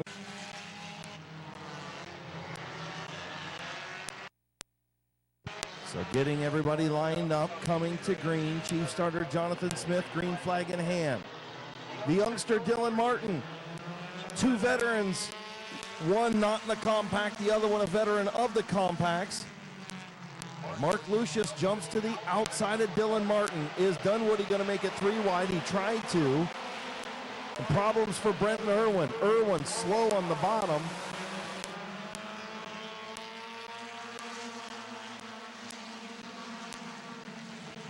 Good battle between Dylan Martin and Mark Lucius for that top spot as everyone knows the tail. Here comes Braden Swaney in the 72, right behind Lucius. Top 4 cars knows the tail. Lucius gonna lead his first ever career lap in the compact. Mark Lucius is the leader. Here comes Dunlap. Rich Dunlap battling on the bottom. Dylan Martin battling back the youngster who's going to lead that lap at the line. Swaney thought about making it 3 wide. Lucius closed the door. What a good battle up front in our compact A main. Mark Lucius, never been in a compact until tonight, and now he's going to lead probably Dylan Martin, and he gets drilled by the 36, or the 36 gets spun and gets drilled by the X09 of Wes Ennis. Tough break for Wes Ennis and Rich Dunlap sitting on the front stretch. Something happened to the 6 of Dylan Martin off of turn number 4. Looked like it just shut off, and nowhere to go was Rich Dunlap and the X09 of Wes Ennis. Just nowhere to go. Yeah, and you know, it doesn't help when Dylan Martin's down there coming out of 4. Like you said, I don't know if something happened, but he was also in the dirt too. Just a tough break for all 3 drivers. Hopefully everyone's okay. Both drivers are out on the front stretch here. Yeah, and not sure what happened to the 6 of Dylan Martin off of turn number 4, but the caution, I mean, he's in the grass right there and just stops. Dunlap gets sideways, and the X09 of Wes Ennis just piled into him. Tough break for the 36 and X09.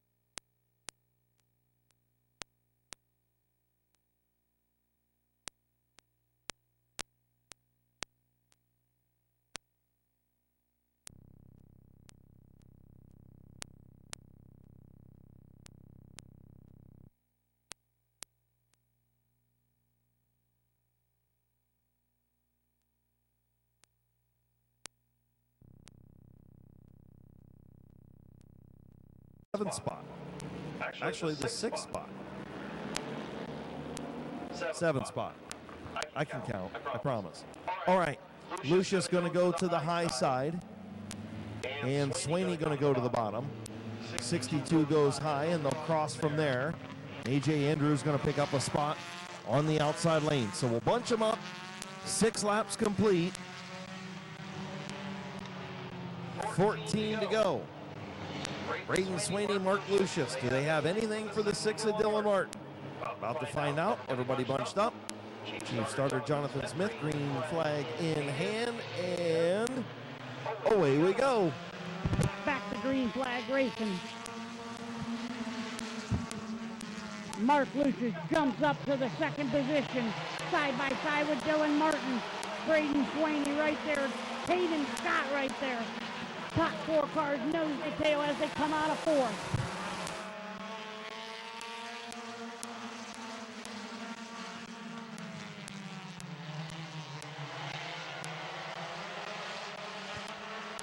Dylan Martin trying to keep that 27 of Lucius in that high lane and making it tough for him to get around.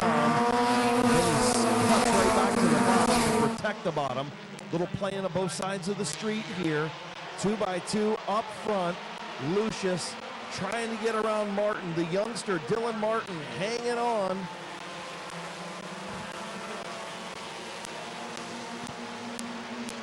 Mark Lucius driving a heck of a race.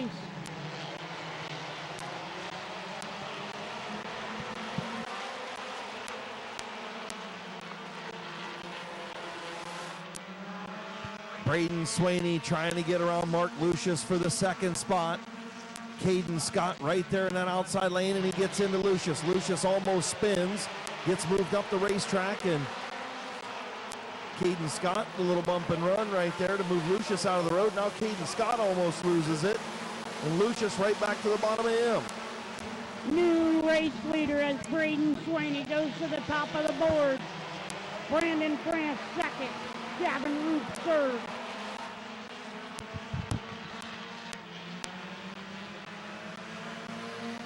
"12 laps in, 8 more laps to go." Brandon France trying to get to the outside of Braden Swaney, and here comes Gavin Root, your fastest qualifier. Top 3 machines, all nose to tail. France looks to the outside of Swaney as Gavin Root in the number 9 right there on the back bumper of Swaney. Who's going to lead lap number 14? Is it going to be Swaney or is it going to be France? France to the top of the board leads lap number 14 with 6 laps to go. Brandon France clears Braden Swaney into turn number 3.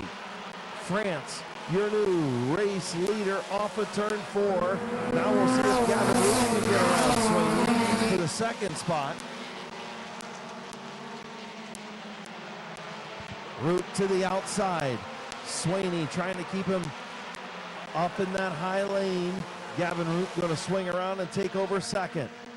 4 laps to go. Does Gavin Root have anything for Brandon France out front?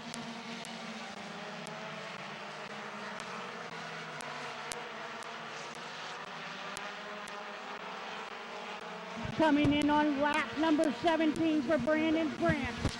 3 laps to go. Does Gavin Root in the number 9 in second position have anything for Brandon France? Can he get around him? Coming out of 4, we're going to have 2 laps to go. Gavin Root looks to the inside of Brandon France. France closes the door coming in at 1 and 2.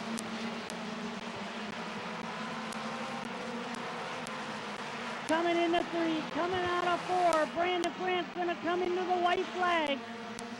Gavin Root looks to the inside again. France closes the door.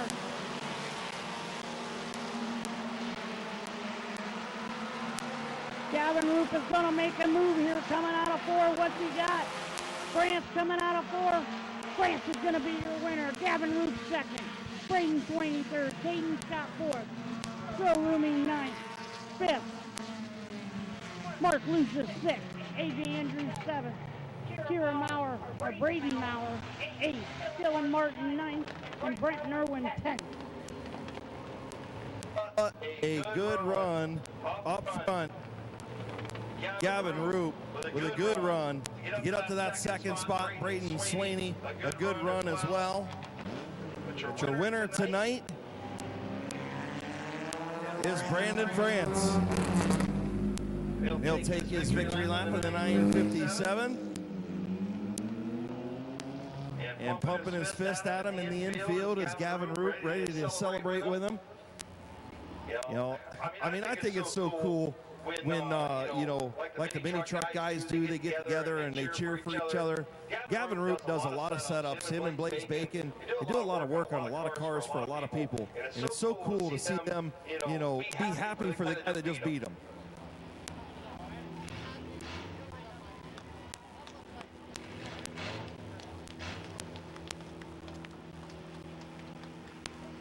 Pulling in to H&M Collision Victory Lane. It's been a little while. Hasn't been since the modified. First time in Victory Lane in the compact in a little while. Getting ready to climb out. Gavin Root sitting here with a smile on his face, getting ready to go over and tell Brandon a good job. What? He beat me in my car. He beat you in your car. Well, that's all right then. At least you can say you know, you were a car builder. Getting ready to climb out in the My Water Doctor compacts. Gavin's talking about how he's got to fix it. Here's your winner, Brandon France. Man, congratulations. It's been a little while for you in the compacts. It's been about 5 years. I know, and we talked last week during the Joker's Wild, and I said, what do you got for him? He said, man, I'm just out here playing. I'm still just out here playing. Well, playing got you into victory lane. Nothing wrong with that. No, it's been fun, and Gavin's, I mean, he's done everything on this thing. I just drive it. So Who else you want to thank, man? hands off to Gavin, my wife for sticking it out today, HRN for helping me get down here. I believe that's about it. Congratulations. Good running the mod, too. Thank you. Your winner, Brandon France.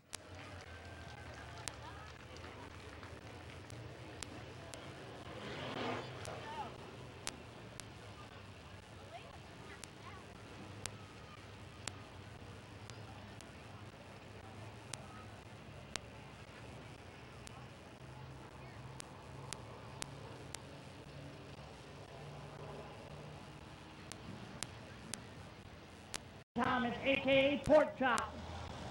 Outside of him in the number 64, Luke Porco. In the 75 is going to be Tyler Harmon. In the 09 going to be Cole Eckinger. In the 00 going to be Vinny Canarelli. Outside of him in the 118, Colt Locker. In the 21 going to be Brady Cart. On the outside of him, two youngsters side by side. Nathan Smart in the 17. The 67, Bob Page. The 75, Bob Passwater Sr. In the 21 car, feature winner.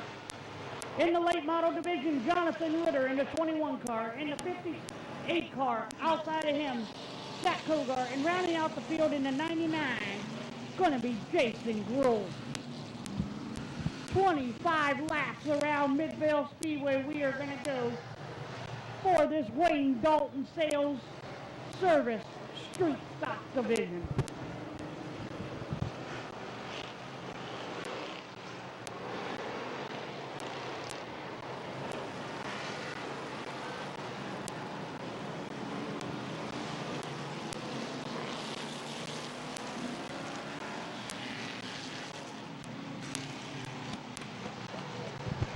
Next time around, we're going green flag racing.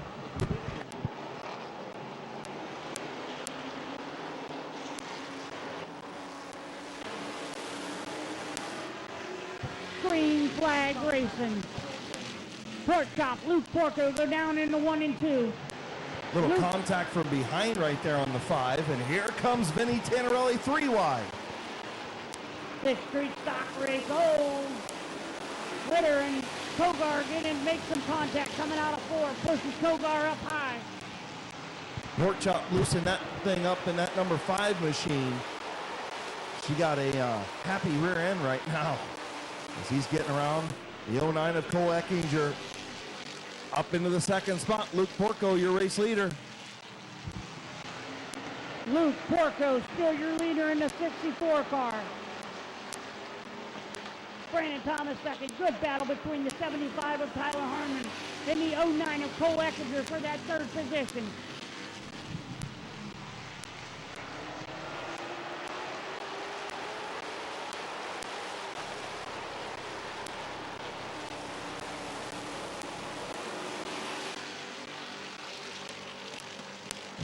Pork Chop all over the back end of Luke Porco. He looks slow.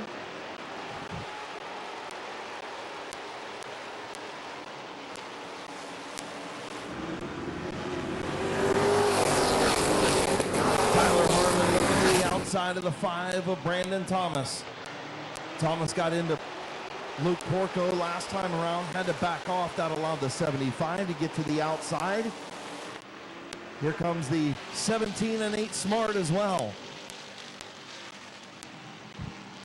Good battle between Tyler Harmon and Nate Smart. Nate Smart takes the 3rd position away.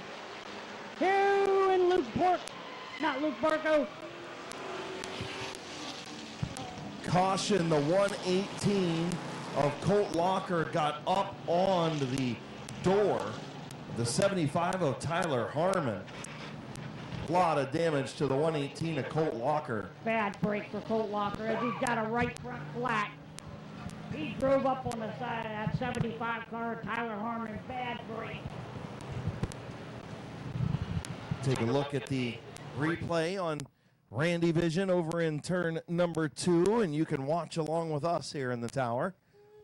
Getting in there Here comes the 118 and just got up onto the top of him, just got in a little too hot and got up onto the door. The 75 of Tyler Harmon.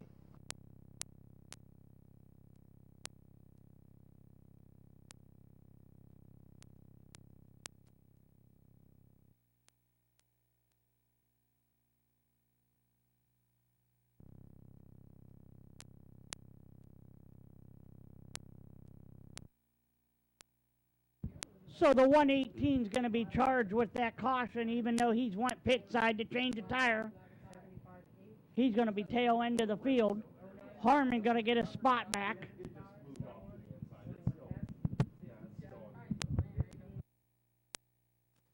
So the 118 of Colt Locker, like you said, being charged. Tyler Harmon will get his spot back in the third position. And we'll go ahead and re-rack and see what happens as Luke Porco, your race leader, Brandon Thomas second. A lot of positions if them guys stay at the below. Here we go, we're back racing. Porco brings them in. Harmon and Port Chop battle for that number 2 position. Harmon looks like he's going to jump out, but here comes Port Chop.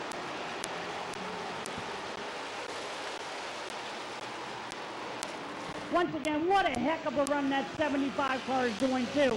Tyler Harmon, Jonathan Ritter. Bob Paslock. 21. The 21 of Brady Cart, the 21 of Jonathan Ritter get together in turn 4.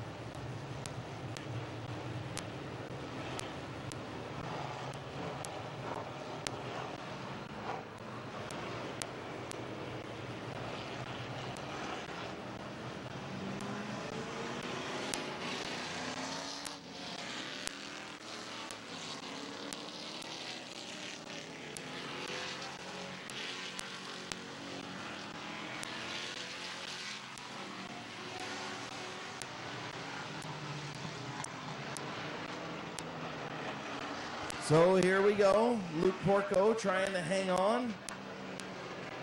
Field in turn 4. 6 laps complete. Green flag back in the air.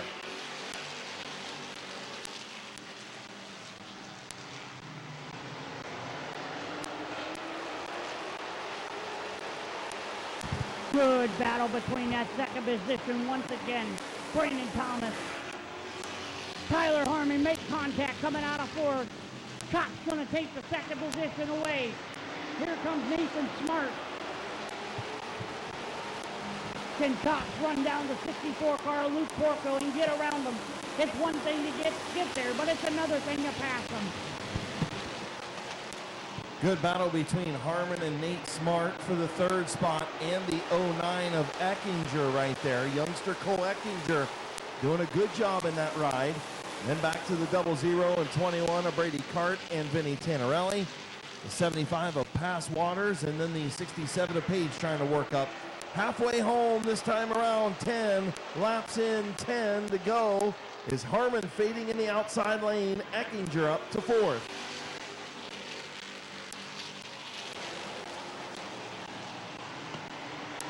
Brandon Thomas in that 5 car all over the back bumper of Luke Porco. Here comes Nathan Smart. Nathan all over the back bumper of the 5 car. Who's going to win it?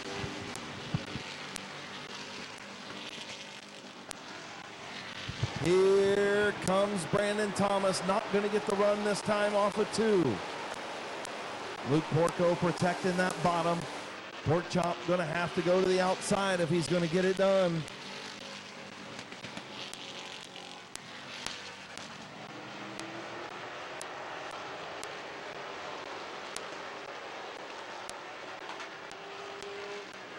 They make contact coming out of 4th. Brandon Thomas, Nate Smart all over top 3 cars. Top 5 cars, nose to tail. One mistake out of any of them, and somebody's going to pick up the position. Bob Page going pit side, and there goes Luke Porco. Luke Porco spins on the front side.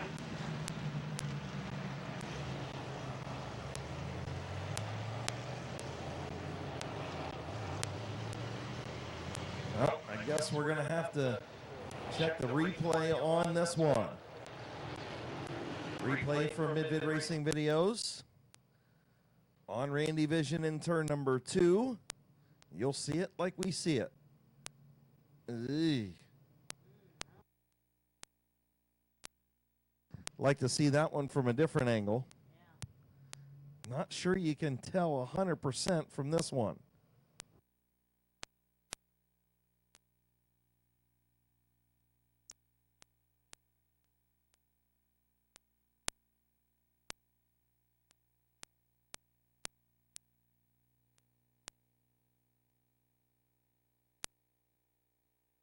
Here's another view from Mid-Vid Racing videos.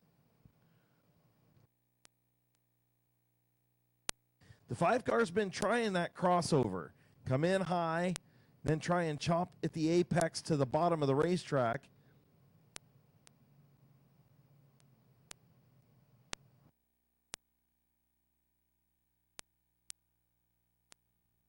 And I think the 5 car just got into him a little bit. And the 5 of Brandon Thomas going to be sent to the tail end of the field. You know, you'd like to see him settle it on the racetrack, right? And you just hate to see stuff like that, you know. It's nothing against Luke Porco.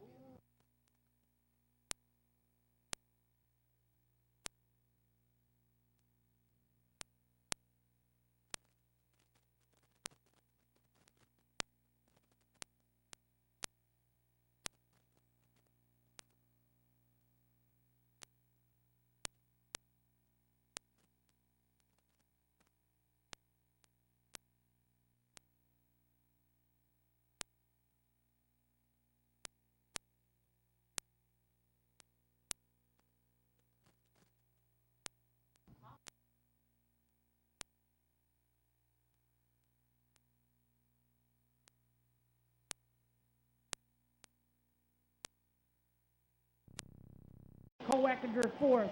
Brady Cart 5th. Vinny Tannerelli in the 00s. And Colt Walker in the 118, and we're back green flag racing. Here we go, folks.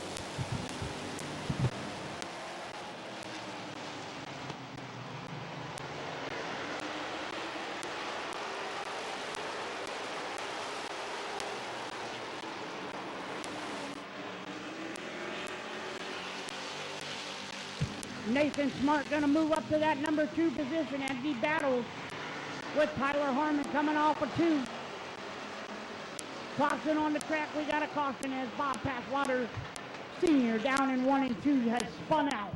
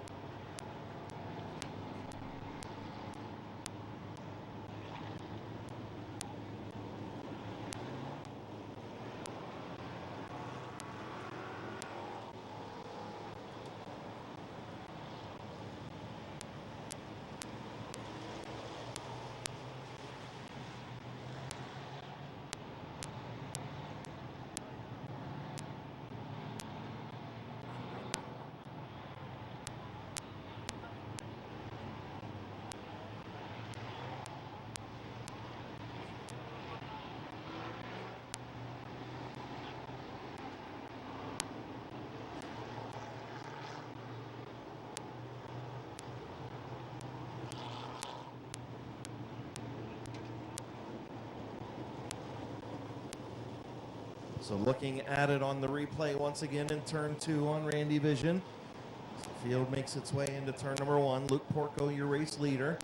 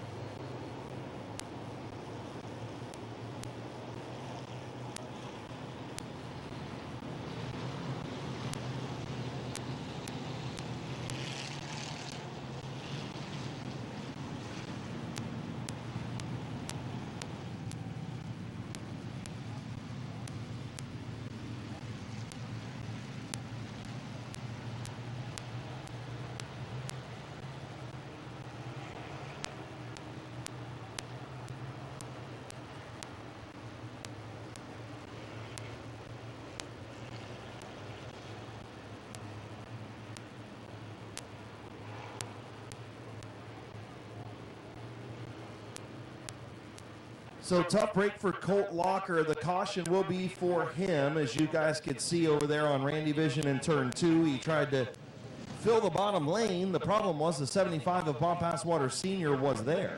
When they made contact, the 75 was at the door at the middle of the corner. He couldn't go any lower.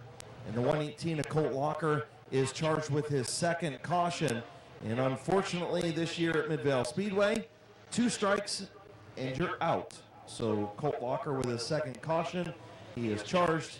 He is sent pit side. Tough break for the 118. Had a good run and, you know, a good heat race. It's good to have the 118 back here. Just, man, wrong place, the wrong time a couple times in this feature. Yeah, it's a shame, you know, but like you said, Chris, 2 strikes and you're out. I mean, he was coming down. He was trying to close the hole up, but Bob Passwater Sr. was there, and it's just a tough break for the 118, and they made contact, and it's what it is.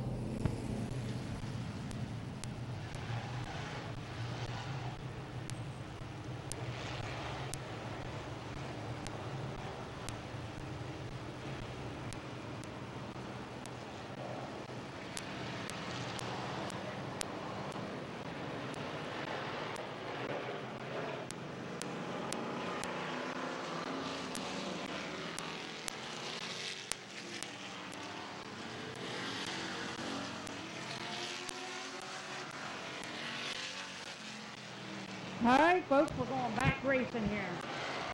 Luke Porco in the 64-year leader.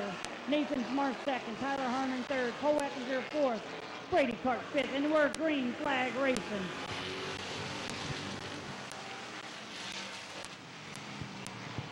Tyler.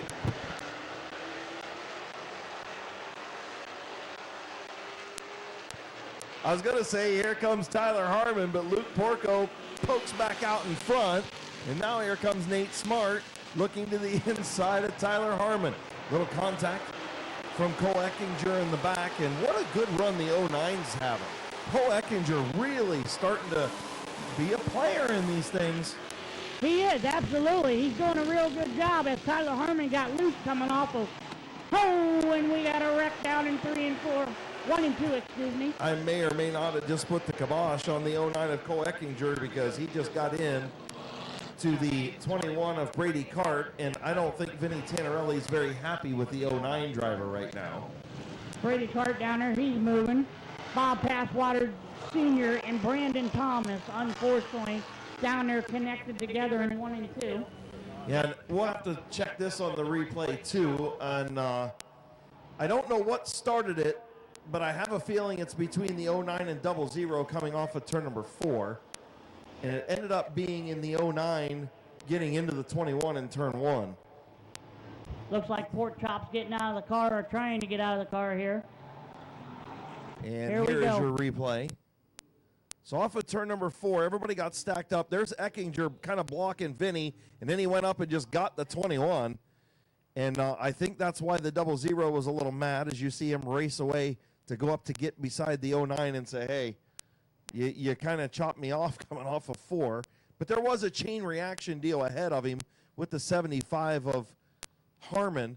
But then going into the corner, Eckinger just went up almost into the 3rd lane and got into the 21 of Brady Cart. I mean, so I think I just put the kibosh on Cole Eckinger, talking about how good of a run he was having. And I think, well, we'll wait until the official happens here. But as soon as Matthew Helms gives word to the drivers, we'll give it to you. But I think I know what's going to happen. I know one thing. I know what's going to happen is I'm not walking back into the pits with you, and I'm pretty sure we're going to have security follow you out. Yeah, we might. I put the kibosh on Pork Chop. I put the kibosh on some other guys tonight. You put the kibosh on Mario, though, but we won't go there. Yeah, we won't go there. We won't go there. We better just stop kiboshing everybody. We won't go there. I feel bad for the 5 car. So here's the incident on the replay that happened in turn 4 prior to that. As you see, Harmon gets to the bottom of Porco and got him sideways, and they start stacking up. Nate Smart got into the 75. Eckinger went up, and then he comes across the nose of the 00. And I think that's what made Vinny mad. Yeah, there wasn't a lot of contact there. They don't touch right there. I mean, that was just a chain reaction deal. And then the 09 goes into turn number 1 and goes up and cleans out the 21 of Brady Cart right here. Bang. And just bad. It's just bad situation for the 5 car Yeah. and the 75. Yeah, they didn't have nothing to do with that. And then Yeah, Pork Chop gets into the back of the 00. And everybody gets stacked up, and here comes Pass Waters. And, oh my, didn't see that. He gets up into the window of Brandon Thomas. Didn't see that until that replay right there. Great job by Mid-Vid Racing Videos, as you guys could see that down there. Didn't see the 75 get up into the window. No, but and you see why window nets are important here at Midvale Speedway. Right, I'm pretty. Times or so. I mean, he doesn't even have a full season under his belt. Right. In a race car. Right. You know. I don't think he's raced that thing 20 times. Oh yeah, no, he hasn't. Maybe a dozen, maybe. Oh yeah. Look at they ripped the door right off that car. Unfortunately, poor Chops. I feel bad for him. And that's why you put plating in the right side of that machine. Look at the camera right there in turn 2. You see, that's why you put that extra plating there. That's why you put a window net there. I mean, that's why all that stuff has to be there. What is that in the front end of the car? Is that the door? Yeah, that's the door. Just hanging there. Yeah, it's just hanging around. Yeah. EPS Packaging getting some good Quaker drive-through, getting some good sponsor time though on the big screen TV. And you also Kimball's and QDA, H&M Collision, Quaker drive-through, Perform. Getting ready to go back to green, Luke Porco. And the 75 of Harmon. Green flag back in the air with 4 to go.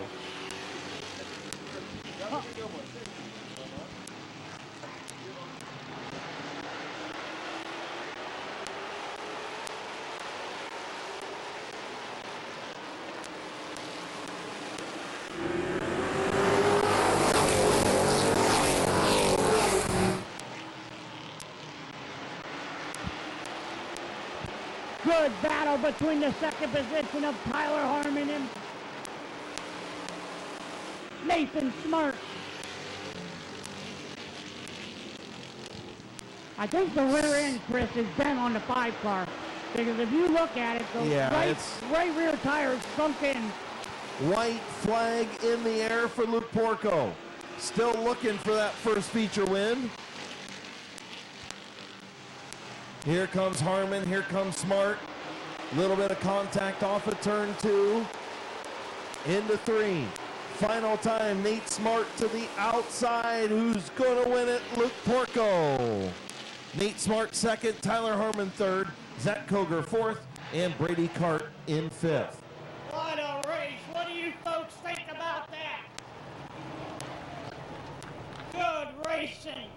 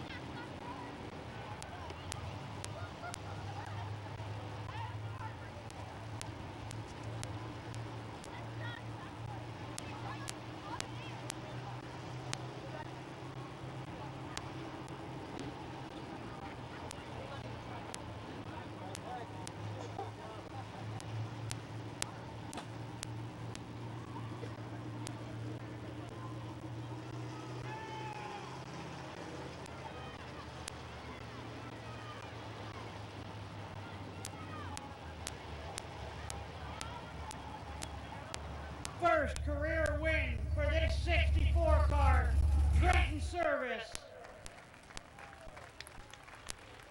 Alacare Hair Studio, DMB Machine. Come paint Odie with us. Warehouse. As he's getting unbuckled. Who we got on the back? Grandpa coming in. We buy houses.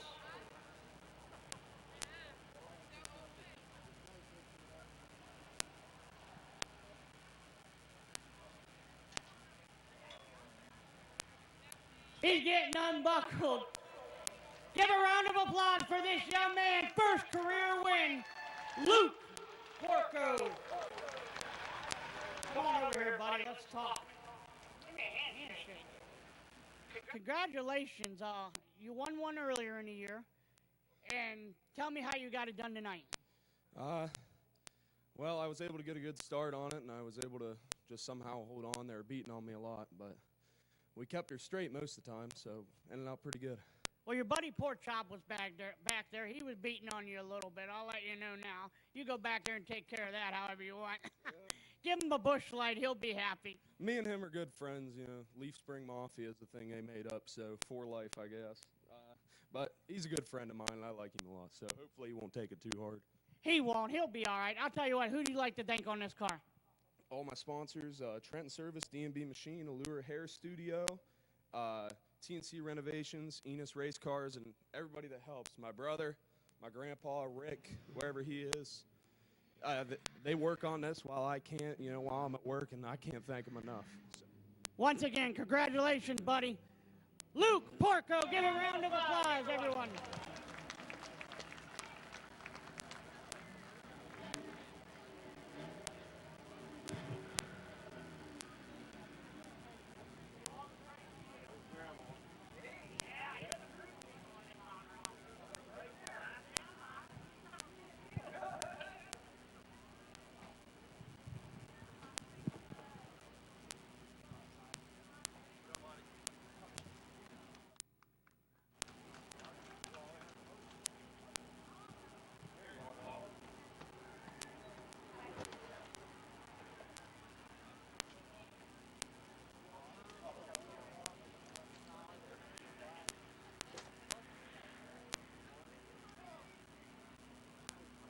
Months ago, we're going to make this real quick.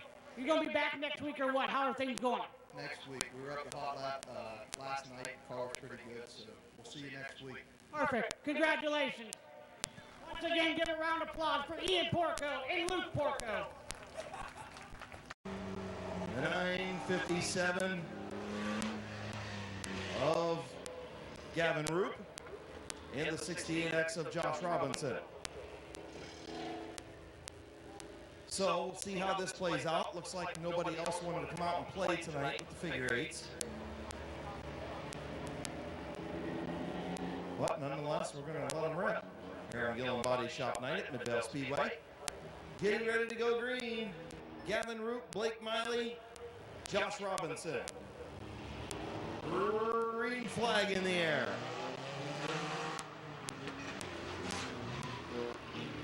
Josh Robinson tried to go to the outside and lost about 6 car lengths. Blake Miley contact with Gavin Roop. Roop into the infield. Roop looking to the back of Miley. Miley up the racetrack. Here comes Gavin Roop. He'll lead lap number 1. And Miley into the back and spins out. No, yep, he does. 9 tried to stay in it. Now Blake Miley, your race leader, and we'll see if Gavin Roop can run him back down. All right, that's one way to get around him. Blake Miley will lead lap number 2. I would bet that there's some payback coming. Oh, yeah, this is going to be interesting, Chris. There's definitely going to be some payback. Josh Robinson in the 3rd spot still out there. Here comes Gavin Roop.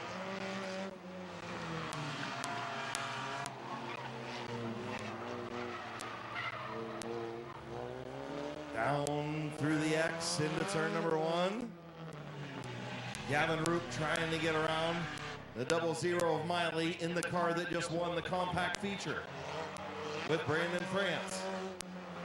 Miley leads at the line by a nose.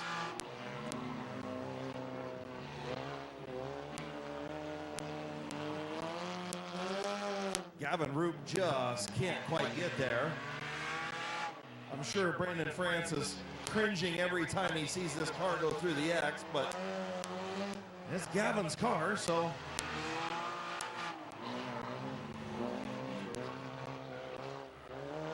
Tell you what, Chris, I'm impressed with Gavin Roop. Got up beside him there, some clean racing, even though he's all over the back bumper of that 00 car. We're going to see what happens. 6 laps complete. So halfway home, 6 in, 6 to go. Blake Miley and Gavin Roop. Miley doing a good job out front and keeping Roop back there. Just as I say that, Roop tries to get to the inside. A little bit of contact. Miley closes the door. More dirt on the racetrack than there is asphalt right now through the X.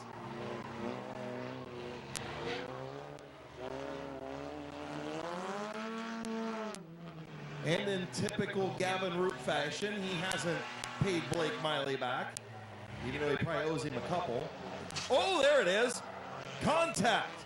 And Miley going to hang on to it. And he's going to keep the lead. Wow. Gavin Roop tried to get around him, and Miley stays in there.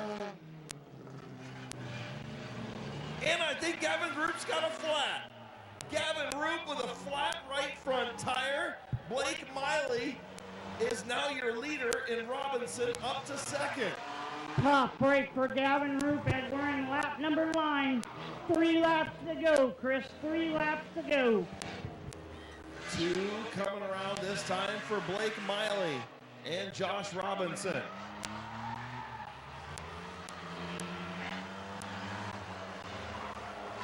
Miley crosses the line with 2 to go.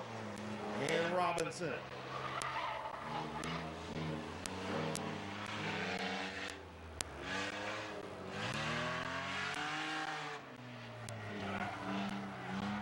White flag for Blake Miley.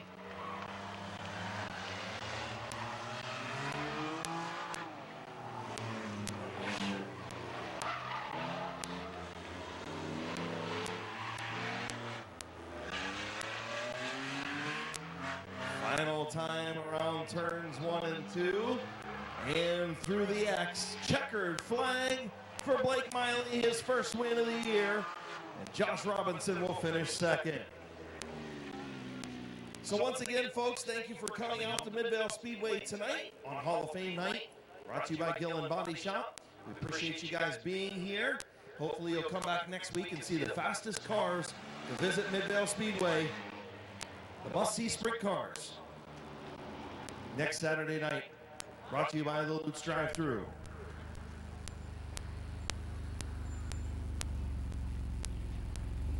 And getting ready to climb out into victory lane. First figure 8 win of the year in the 00. Second win of the season. Okay, it gives me the number 2. Ham says he's out. Good job. Blake's even got a phone holder in there on the dashboard, which is interesting. What are you doing? Filming the whole thing? For the under. Okay, well, there you go. Here's your winner, Blake Miley. The crowd goes wild. Dude, you got a phone holder in there. On the dashboard, the thing's still got the air conditioner knobs in there. The heater works, but The heater works? The heater works, but not the air conditioner. Oh, okay, well, that's good. I'll tell you what, good battle with Gavin. You got him one time, got around him, right? You got to do what you got to do. I mean, that car, that's a race car, right? And then he tried to get you back, and he ended up cutting a right front tire. Oh, did he? I didn't see what happened to him. Yeah, we were just beating on one another back and forth. I mean, it's hard. It's hard to pass on these, and he's got a fast car. I mean, it's full-blown race car. I mean, it just won A. Yep. I mean. Did you have fun? Oh, yeah, it's always a blast. You going to be down here on the Night of Destruction with this thing? Yeah, for sure. What are you looking forward to the most? Flagpole race? I'm not running nothing else but just a figure 8, but a buddy of mine's going to run another car I got, and he's going to run the Enduro and some other stuff maybe. Cool. Who you want to thank on this 00, man? Thank my boss, Keith Anthony, for it's his car. He lets me run it, and I just take care of it. And Matt Wallach has helped me out towing it and working on it and pulling the frame, and that's about it, really. It's just we keep it between the 3 of us, and we all run it in Enduros and stuff. Well, congratulations, man. Good job. Thank you. Another win for Blake Miley.